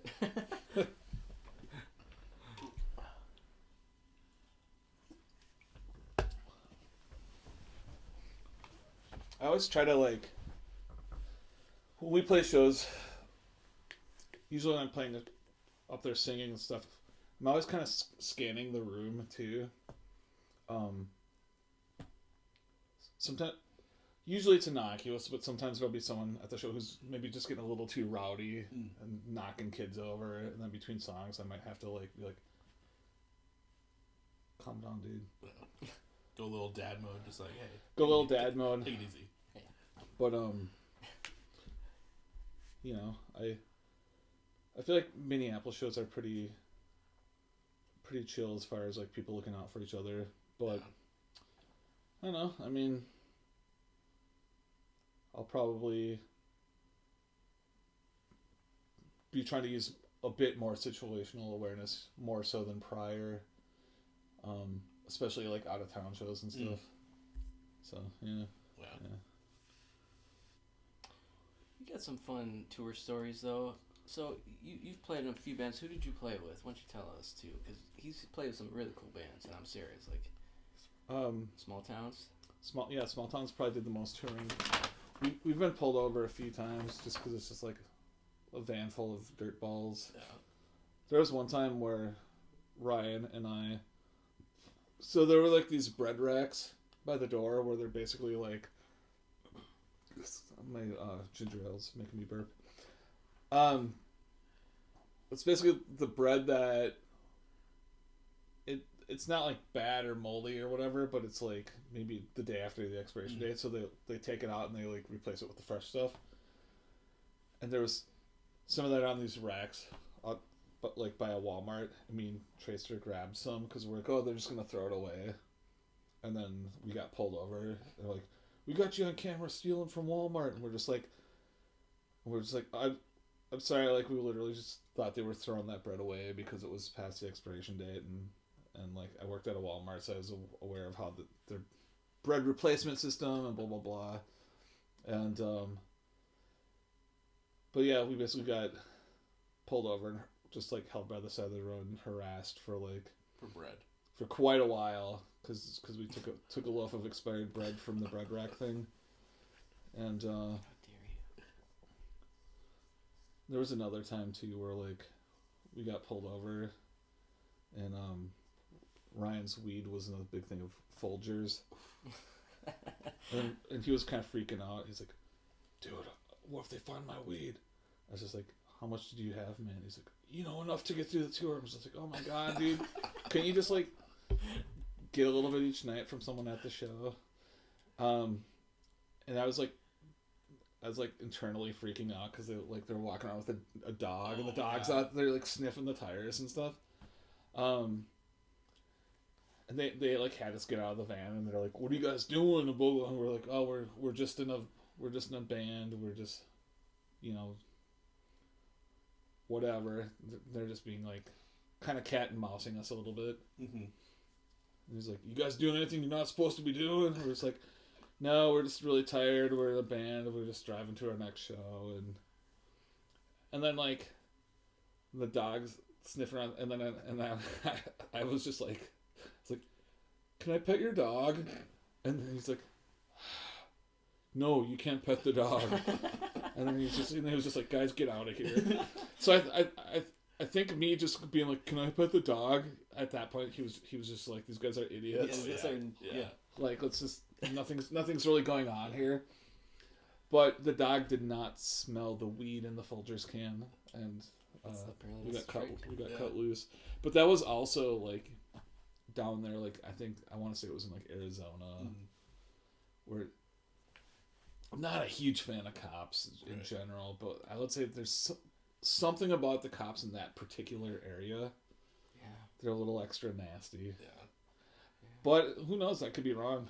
Minneapolis cops don't have the best reputation, obviously. I had a buddy also that when he would tour, he would basically have, like, so much supply of just weed on hand. Yeah, don't do that, guys. Like, they stayed at we played a show with them, and then they came back to, like, my friend's place to stay, and, like, we were all hanging out drinking afterwards because we hadn't seen them in a while. And he just pulls out this fucking jar, and it's, like, one of those like glass jars that, like, has that, like, pull down, like, clasp, but, like, it really seals tight. And the thing was, like a mason jar almost? Yeah, it was, like, but it was, like, huge. And it was, like, 3/4 of the way full still. And, like, they were not that long into their tour. Like, this dude smoked a lot. Because I just watched him open that, roll, like, 3 joints, pack, like, 2 bowls, and I thought he was going to, like, pass him around. That dude just fucking hit all that stuff himself. But the entire time I was, 1, amazed that he did that all, but 2, that he still had so much weed in his giant glass container. I was like, how can you, like, when we toured, we had a little bit in the van, and even then, like, I felt like not okay. Yeah, and like, he had so much. I don't do drugs and whatnot, and if someone else does them, I'm like, that's your thing, whatever. But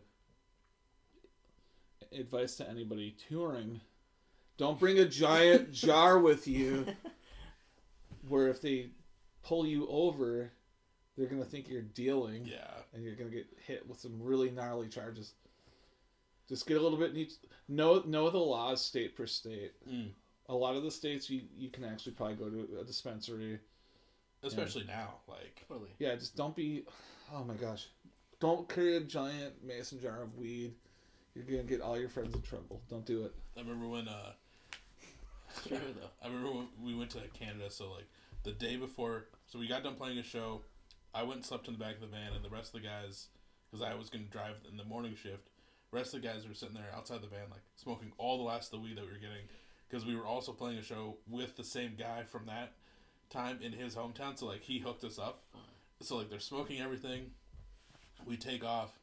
I made sure before we got to the border the next morning that, like, we were all good.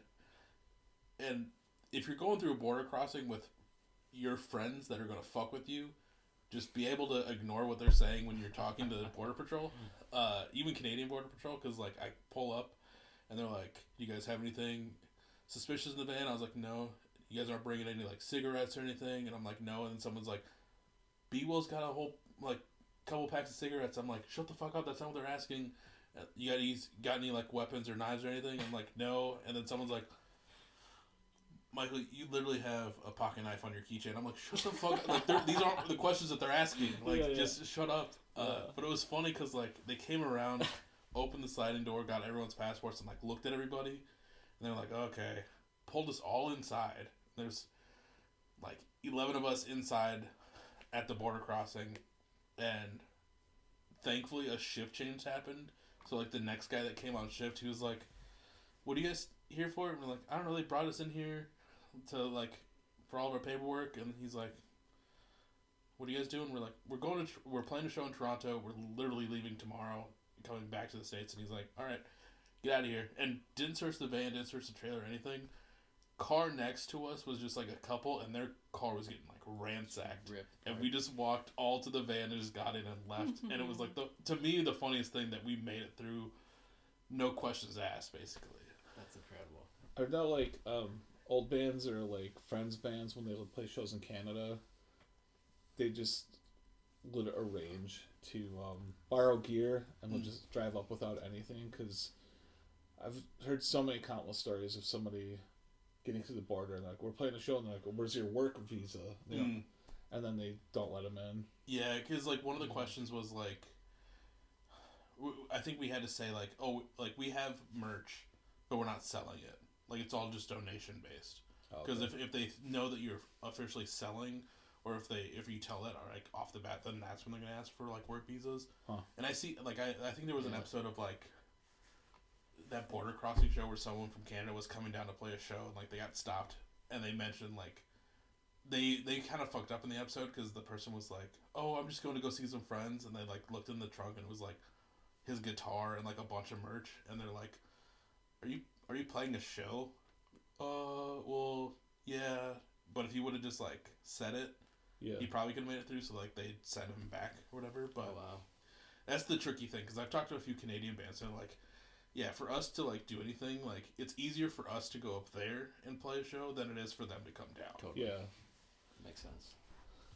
Yeah, no, like one time an old band of mine went to England, and we had arranged like, hey, we're just gonna borrow all their. We toured with some friends from there. So, like we're borrowing all their gear, their guitars, everything, and then I shipped them some merch a couple weeks ahead of time. And so the merch was just at this place we were staying, waiting for us. And we're just like, if anybody asks us, we're just on vacation. Yeah. And one guy in the band was oh, I'm on vacation with my friends, you know, might play a couple shows, and we're just like, why did you say it? So we got held up for quite a while, and they almost sent us away. But he got on the phone with my friend's dad, and somehow like my friend's dad talked. They're like, oh, these boys are staying with us. He was, you know, we do an open mic at the coffee shop, so he was, you know, I'm sure he was just a little excited about that. But if you don't want to play the open mic, it's not a big deal. And then the border people were like, yeah, I guess you can play the open mic. So like, it's my friend's dad basically like bullshit and got us in the country. Dude, hell yeah! Shout out to him. So, yeah. Well, it's been like, and feel free to not answer this question if you want to, but what's been like the shittiest show you ever had to play? Like one where you kind of like show up and you're like, already vibes are off, but we still have to do this.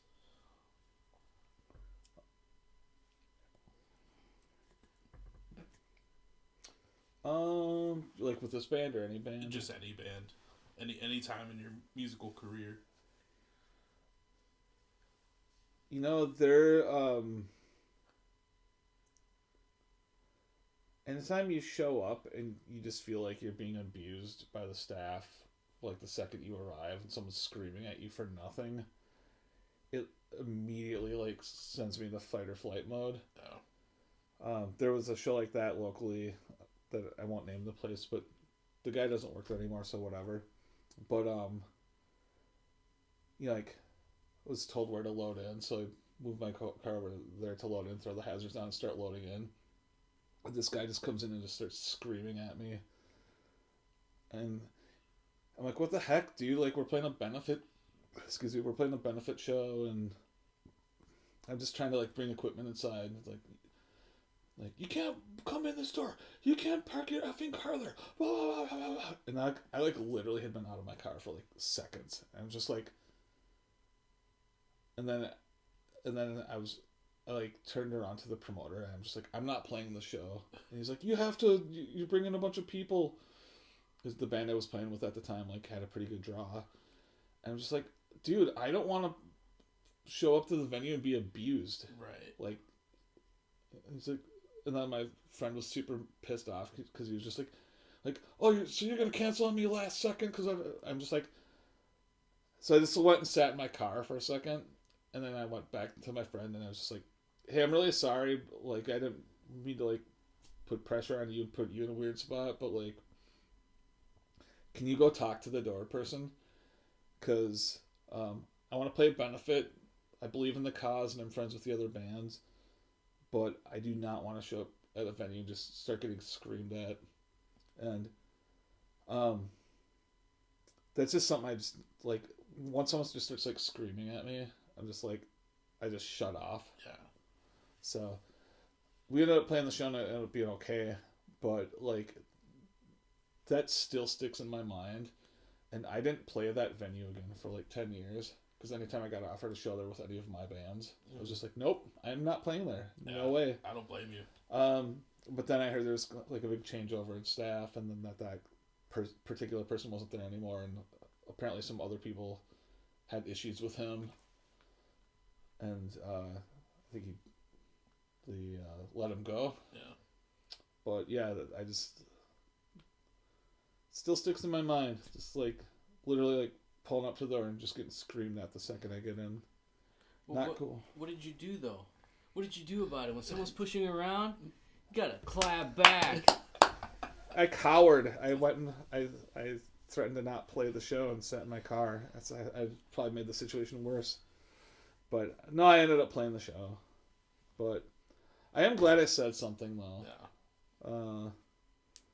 So yeah, if you put on shows, please don't yell at the bands. It's kind of rude. We're just here to party, man. We're just here to have a good time. Right. All right. Mike, I'm out of Modelo. Uh-oh. Can I scrounge a hams from you? Yeah. Do you want a room temperature one? Or do you want a cold one? Dude. I was going to say I'm not scared, but I'd rather take the cold one. Just the beer fridge that's out in the room. Is that me? Yeah. One thing, there was one show when I was in small towns, Burn It a Little Slower. It was in somewhere in like upper state New York or something. And we had driven for hours and hours, and we got there and like there was nobody there. Oof. Nobody. And then like it was just like us and then the other band that we were on tour with. And then like at one point like 3 people came in and we were just kind of hanging out. And then we were just like, should we still do the show? There's like nobody here. And then so my band were like, hey, I think we're gonna go next door and watch a movie because there's a movie theater. And then the other band is like, are you sure? We're just like, yeah, I mean, like, we're all super tired. We just drove like 1 million hours and we're like literally playing for like the sound guy and like 2 people. And then afterwards, the 2 people or whatever that came in posted something on like our Facebook. They're just like, you guys are such assholes. We drove 2 hours to come see you, and you went and watched a movie. I hate your band. Fuck you. Like, and we like apologized profusely, and offered to send them some merch and stuff like that, and they just like never responded. And I felt like just the worst person on the planet, because I just assumed they like work there or something. Right. But no, like the 2 people that were there, besides like the other bands playing, like had actually come to see us, and they drove like 2 hours to do it, and like it's like the worst feeling in the world learning that. So now like there's a kind of this brutal lesson in sort of like, hey, if you committed to play the show and you're at the venue, and like if 2 people show up, even if the show seems like it's gonna kind of suck, like just do it anyway, because you never know. Right. I don't ever want to ruin someone's day like that again. Yeah, I remember one time we were playing Louisville, and it's like a pretty well known spot. At least it was like, I don't know how well known it is now, but it was like a spot that kind of went around on Tumblr because they have, it's like a pizza spot, so they have a sign on like their like right next to the oven that says like don't mosh into the pizza oven because it's hot or some shit like that. Oh yeah. And it just kind of made its rounds. So we were like all stoked to be playing there, and as we're getting into town, I guess like one of the locals dropped off because there was another like local show going on. So pretty much everyone like had gone to that show, and we were two touring bands that no one knew about. Yeah. Thankfully, like we were still like, okay, like we found spots to park. We kind of semi-loaded in. The promoter was nice enough to like, he bought us pizza, and then he was like, obviously the show's not happening. If you guys need a place to stay or you guys want to take off, up to you. We ended up staying at his place, and the guy was like, he ran like a DIY label out of Louisville. Okay. And ended up signing like the band that I was with anyways. Cool. Like afterwards, because like we basically hung out and just like talked comics all night. Yeah. And it was like one of those silver linings that like happened. But I've also had the moments where like we'd show up somewhere, we were told it was going to be a house show, going to be crazy, drive all the way out to Baltimore. No, we were in Indianapolis. No, not Indianapolis. Annapolis. It's all the same. Yeah. We get there, it's just the dude that lives there and his like friend. And we're like, are people coming? Like, the show's supposed to start in like an hour and a half, and they're like, no one, like, I think they just promoted it badly, so like no one showed up. Yeah. And we're like, okay, it was one of those moments of like, what do we do? Do we unload for two people, or do we just say fuck it and like go? Just bail. We unloaded, and they basically both bands basically played for the two people. The one band was like more of like a screamo band, so like they were just like, hey, we're just gonna do our set, but like I'm not gonna sing and blow out my voice. And they're like, okay, that's fine. So we just kind of just sat around. Yeah. Like, how would you feel about a private living room acoustic set, sir? Right. Yeah. Yeah, that's instrumental. That's tough. Touring can be pretty brutal. What can also be rough too is if you get put on like a bigger show, and the crowd does not care. Yeah. They're like, get off the stage. We're here to see, we're here to see the headliner, and there's like 3 or 4 openers, and they're clearly annoyed that you're making them wait an extra half an hour for that opener or for that headliner. That's happened to me a few times. Those are some pretty rough shows. Yeah. So, there's one that I was thinking about too. Is like, we played like a pretty decent show, and we had an off day the next day. We were trying to find like a show, and one band that we were with was like, oh no, like we're from that town. Like we're playing a show tomorrow. We can get you on that bill. And we're like, oh, that'd be sick. Well, what they didn't tell us was that us getting on the bill was us headlining this bar at midnight. Yeah. And we're like, so the drive between towns was only like an hour and a half. We get there, we have to kill time all day, and then half our band can't even get in because it's in a bar, so they were 21 only. So we can't, like, they couldn't go in until 15 minutes before our set. Jeez. So it was just like we were sat there all day, like for nothing. And then by the time we played, it was just like the other band that got us on the show, like, stayed for us, and we're like, man, this kind of blows. But we got 3 free pitchers of beer from the bar, and the other guys were stuck in the van, so yeah, three people got 3 free pitchers. Sometimes what'll happen too is like you're an out of town band, and this will sort of happen if you book a show maybe in like a mid-sized city or something, or with people that don't put on a lot of touring groups. They'll think, oh, you're out of town, you're the headliner because you're out of town, and you're like, no, you should actually sandwich us between a couple locals. Yeah. They're like, no, you have to play last. You're the out of town band. I'm like, no, because we're the out of town band, we shouldn't play last. Right. Yeah. And you try to get them to understand this concept. Yeah. And but you're the out of town band. You're the headliner. I'm like, yeah, it'd be a lot better if we played sandwich between a couple locals.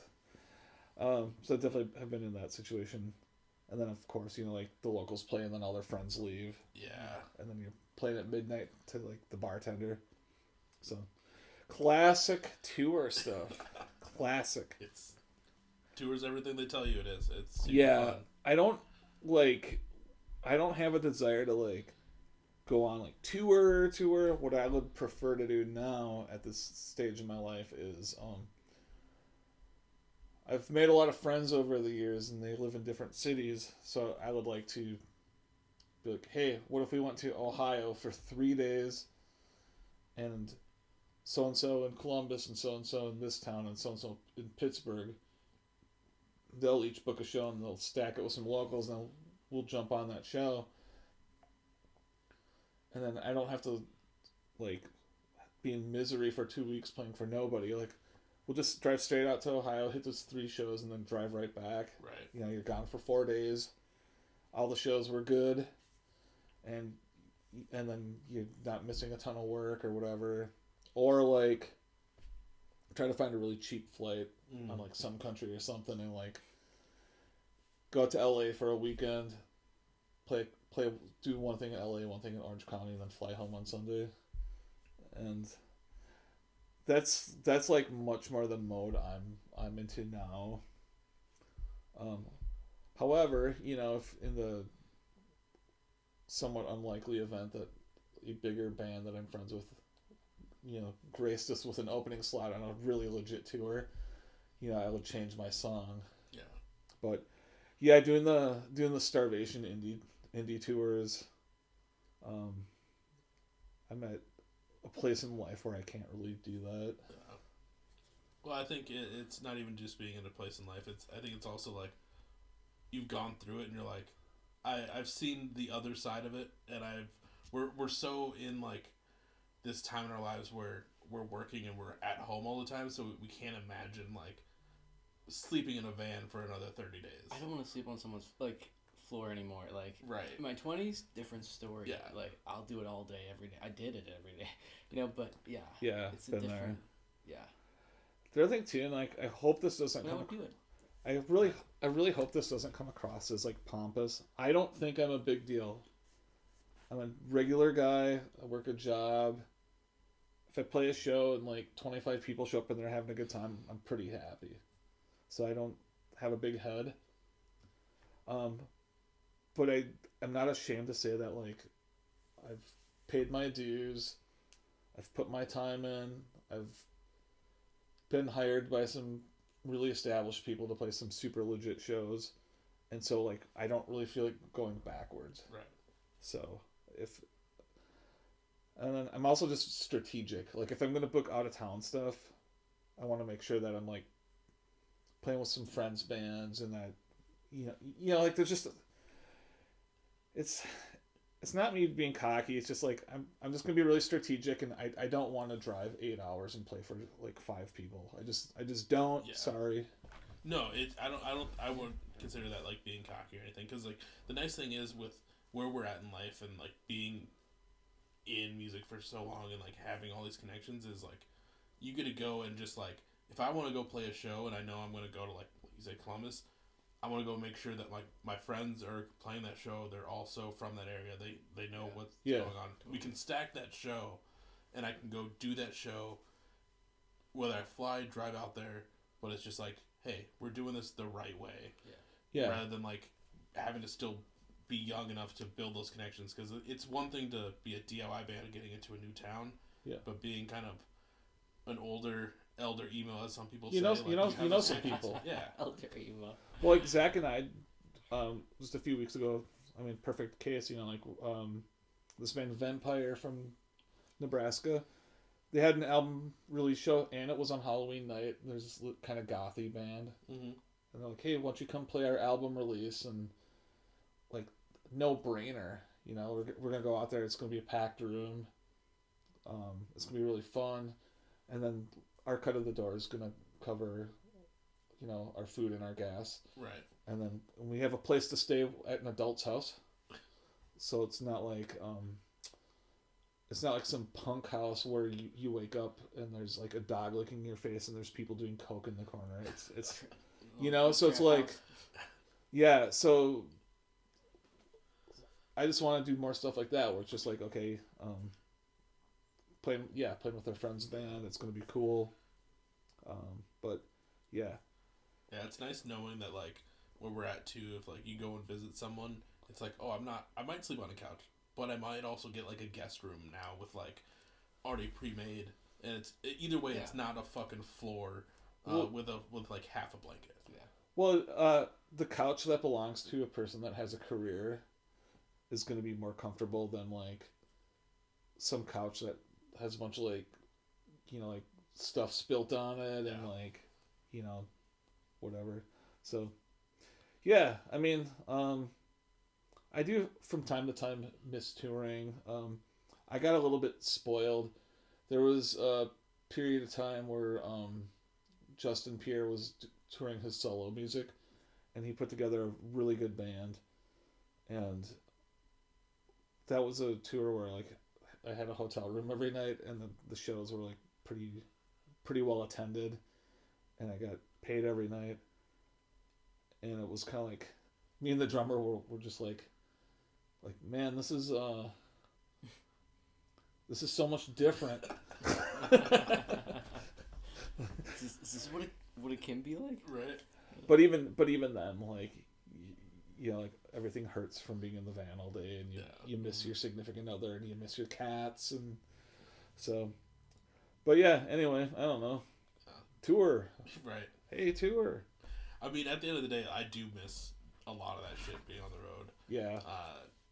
Just seeing all the friends, some of the spots sleeping sucked, but like I built a bunk in the back of our 15-seater van, so like I miss sleeping in that spot because it was so fucking comfortable. It was you made it at home. It really was like it was a full futon mattress. It was on the bottom, so like it was nice and dark on the drives. It was fucking perfect. I like road tripping with Enrique or like Zach or any of the other guys. Like we've driven back together a couple times at night after like a out of town gig. We just have like really good conversations, and then just getting some like garbage food at 1 a.m. from Casey's or something. Yeah. I was always the night driver on tour. Like that was like I was that guy. So like typically, we finish a show, somebody starts driving right after the show. Let's say 10:30 midnight. And I take over around 1 or 2 and drive till like 7 a.m. Like that was my shift, and I loved it. I thrived. I'm a night owl, so. But man, I would do it again. Like I if anyone's looking for a musician for hire, for real though, I would love to be on tour again. But I've also been spoiled with I'd like to say I've paid my dues in my own way. We've all have in our own ways, but yeah, man, I have been spoiled with good tours where you do get hotel rooms. But the truth is, like, I'm hungry, man. I'm not hungry like for food or money, but like I just want to play music. I want to play gigs, and I want to travel. I miss traveling more than anything. Traveling, meeting new people every day, and making connections. Like, I think that's so important. Like, I love meeting new people. Like, that's so fun. And the cool thing about tour that, yes, it's very inconsistent. You don't know what you're expecting. Every day it's something new, someone new. Mm-hmm. But at the same time, like, you just gotta make the best of it. Like, and I don't know. I miss that a lot. Yeah. I really miss just not knowing what's coming. Could be good, could be bad, but you just take it and you just roll with it, and that's just what it is. And some people don't have that mentality on tour and struggle and suffer on tour because of it. But I don't know, man. I miss it a lot. If I could find that balance of studio and tour, live, that'd be so fun. But go ahead. Oh yeah, I love getting out there and reconnecting with old friends, and like I'm happiest when I'm like in the middle of a live set, and but yeah, I definitely want to do more of it. I'm just gonna be really strategic. Yeah, which is totally fair, and that's kind of what you got to do at this point, which makes the shows even that more enjoyable when a Toilet Rat show is coming up. They haven't played in a while. That means that everyone needs to get out and go to a Toilet Rat show and be ready for it. Yeah. I feel like we might have maybe been oversaturating a little bit in Minneapolis. So like we've kind of dialed it back, and then the next one will be December. Well, the show will have already happened by the time this comes out. Which that one's got a sick lineup on it too. So hopefully it'll be out that one. Yeah. Killer lineup, yeah. Daisy Cutter is so good. And Linus is great. Yeah. Dead History. I mean, it's such a killer bill. And a sick spot too. I haven't been on the new. Pillar's cool. Yeah, I haven't been on the new side of Pillar. I've only been in like the cafe spot, but I'm really stoked to check out the new section of The it. half ramp or the half pipe. The half pipe. Half What am I pipe. talking about? Wow. Yeah, dude. No, it's rad. I like Pillar, man. They're good people. Yeah. Dude, yeah, absolutely, man. 100%. But as we're starting to wind down here, I like to end off these episodes on like a high note. Obviously, like we mentioned, this is the last episode of 2024. Yeah. Which is crazy that it's already the end of the year, and it's about to be another full action-packed year of 2025. Who knows what's about to happen? There's a lot of things in my mind. Who knows what will happen? But looking forward, I don't want to word this. Since we're ending off 2024, I guess start off with what has been like a highlight of 2024 that you've experienced so far.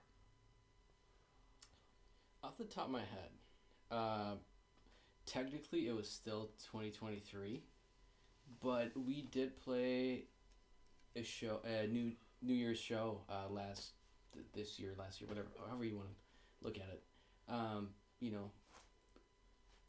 It's no secret, but Tommy's good friends with some of the guys at, with the guys at Motion City, so we got to open for Motion City, and that was kind of a fun highlight, after kind of a shitty year, personally, just medically, and just dealing with some personal shit. So it was really cool to start off the year with such a cool bang, opening for Motion City, who, we've all, loved and adored forever, so it was a really cool opportunity that wouldn't have happened without Tommy, obviously, altogether. I mean, the project, but also knowing them and everything. But so I'm very grateful for that opportunity. I love playing, and that was a special show, honestly. Playing New Year's show. That was a real special. That comes to mind. That was a special show because it was a huge show. We were treated really well, but also the crowd was really receptive too. Yeah, 100%. Sometimes on a show like that, it's a little nerve-wracking, but after the first note, people were just dancing and into it. Yep. Like you said earlier, it's always scary being the opening band for a bigger band. They just want you to get off stage. Mm-hmm. But people reacted really well, I think, and we had fun. Who gives a shit? That's all that matters. So. But anyway, that's my story. Yeah. I think my career highlight was pertaining to this band. That show was really special. There were a couple shows in Rochester that were just awesome. Packed room, people really into it. Band was really locked in. And but I think my favorite part of this last year with this pertaining to the band was this big package showing up, and I know it's the vinyl. Yeah. I was just holy crap, this album's on vinyl, and just opening the package slowly and just taking the thing out of the box and flipping it over and just looking at all the photos, reading all the liner notes, and just kind of sitting there by myself, just sort of looking at and just sort of being in awe that a label wanted to put it out, and that I don't know, it felt really cool. And then I pulled some copies outside of I set them aside, and then just drove around and hand delivered them to people in the band. And even though another thing that was really fun too is, even though the record was a studio project that I had done before I put the band together, on the vinyl there's a little note on there. This is Toilet Rats Live includes, and then I got to put everyone's name on it, and then I was like, I know you didn't play on this record, but I still want to give you a shout out on the liner notes and blah blah blah. So that was like really really fun. And another highlight for me was like me and my wife went down to this like little music festival in Illinois, and they had like an impromptu stage, and I had like my track, like my backing tracks on the phone and a little keyboard with me. And so I signed up and I got on a time slot where like this big hardcore show was getting over. So a bunch of people like heard the music start and came over. So I got to play for like a whole bunch of people. And like they were all dancing. It was just so funny. It was like really unexpected. It was sort of the show's kind of like I'll try it, and if people are just like, I hate this. Why is this guy like sitting up there with his synthesizer? Then I'll just like kill it after a song or two. But they were all like just totally dancing and hooting and hollering. So that was like really really fun, and that's yeah. And then I don't know. There's a lot of cool stuff this year that just made me happy, because the year prior was a really brutal year. Like just went through some like crappy medical stuff, and I don't know. You and I both, man, and I remember that. Yeah, Enrique and I bonded because we're both dealing with some stupid medical crap that was out of our control. Yeah, it was stupid. But, going back to something you said earlier, I just want to, like, kind of love on you a little bit too, Tommy, because, like, earlier you mentioned, we've talked about, Volume 4. You did everything on that. And you didn't have to do this, but, this just speaks volumes of who you are, but you didn't have to, like, name the live band, on the back of the vinyl.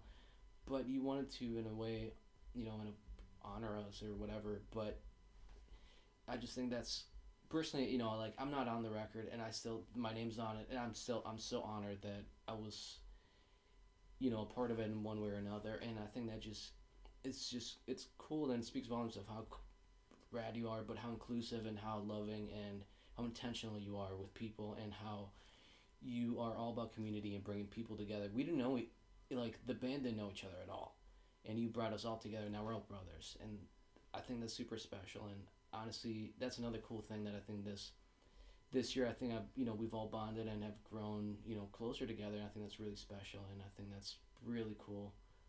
That's if anything, that's the highlight for me. Forget the Motion City show. I think that's way cooler. I think I made some brothers for life. That's the truth. Yeah, everybody in the band loves you, so it's like, yeah, I love taking people I know and be like, hey, you should hang out with this person because I think you guys will be friends. That's super fun. It happens a lot too, like if a band is looking for like, hey, we're looking for a bass player, do you know someone? Like, actually, yeah, I know someone whose personality I think will fit really well with you guys, and da-da-da. And that's like my favorite thing, is taking people, sticking them together, and then helping that like relationships and friendships and stuff for them. Yeah, like sometimes I feel a little guilty, like, oh, I play everything on the records, but like honestly, just it's just easier this way. Yeah, don't. That's you, dude.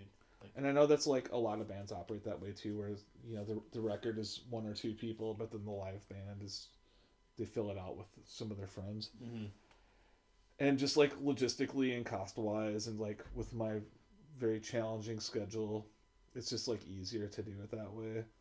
But it's nice though too, because like we get the record, which is your vision and how you want it. Totally. The band still gets to do their own spin on it on the live sets. Yeah. So like it's cool, like, because you're still getting to do like 100%. your own tweaks and make it your own in that moment, and still like shine off of like what you're putting together. That's what I'm saying. Because you laid down the bass and they just made it crazy. You're the mad genius behind, Well, it's really fun too, because like if we have a show, like Kevin's got a certain way of playing that I really like, but then like if we have a show where Cam subs, Cam's drumming style is like very different from Kevin's. Totally, 100%. So like when we do it, like where Cam sits in, it has a different feel to it. Yeah. and that's really fun too. So I just kind of like everybody sort of brings their own personality and flair and their own little things they do to the table when they sit in with us. But yeah, we've got a few like a few core people, and then a few people that are sort of interchanging depending on their tour and work schedules. Yeah. But those are all amazing highlights for 2024. Hopefully we get to do another one of these in the future, and I get to hear more highlights and things that you guys have been able to achieve, whether it's 2025 or 2026 or whatever the next is. Because we got to definitely do another one of these, because we got to go get pizza. How about we do an annual hangout? Dude, I'm down. We're talking about making tradition, like, might as well, just saying, Let's just do an annual hang. I'll take you up on it. I'm not scared. Like, we'll do it. I'm not scared. Let's go. But, like, you guys are killing it. Like I said, if people get a chance to go see live sets, whether it's the full band, whether it's just Tommy, go fucking do it. Come hang. Go have a good time. Like, I'll buy you a beer. I'm serious. If you come in, it's just me. Computer Man might try to sell you some NFTs. I'm still trying to figure out who that guy is. He shows up with his Commodore 64 and interacts with the audience. I don't know. Anyway. Yeah. But, I mean, you guys are killing it. If anyone's looking for merch, music, or toilet rats in general, where can they find it? If you want merch, just go to steadfastrecords.net. Matt's just really on top of mail order. I'm not a real organized individual. So all the merch, please just buy it directly from the label.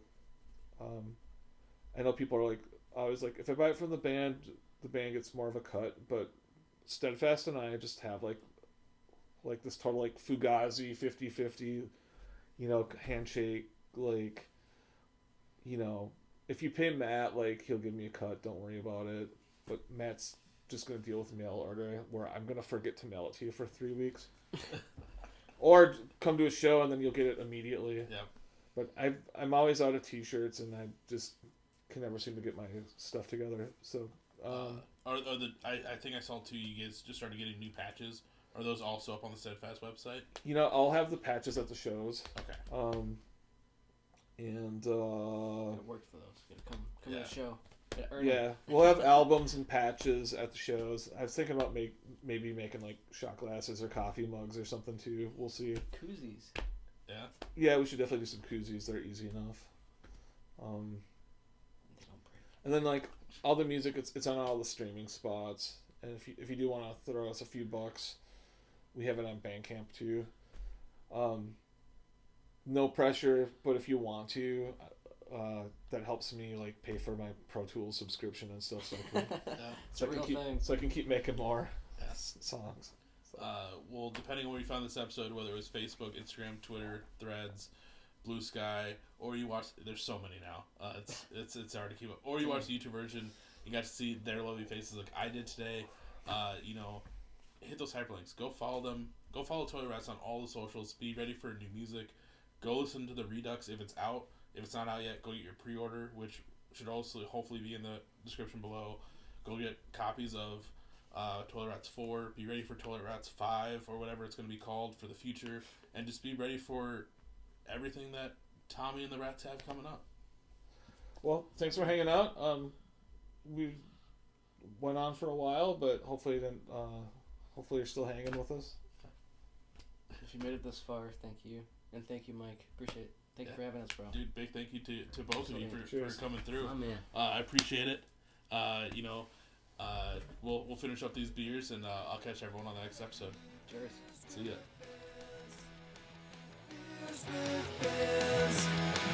Beers with bands.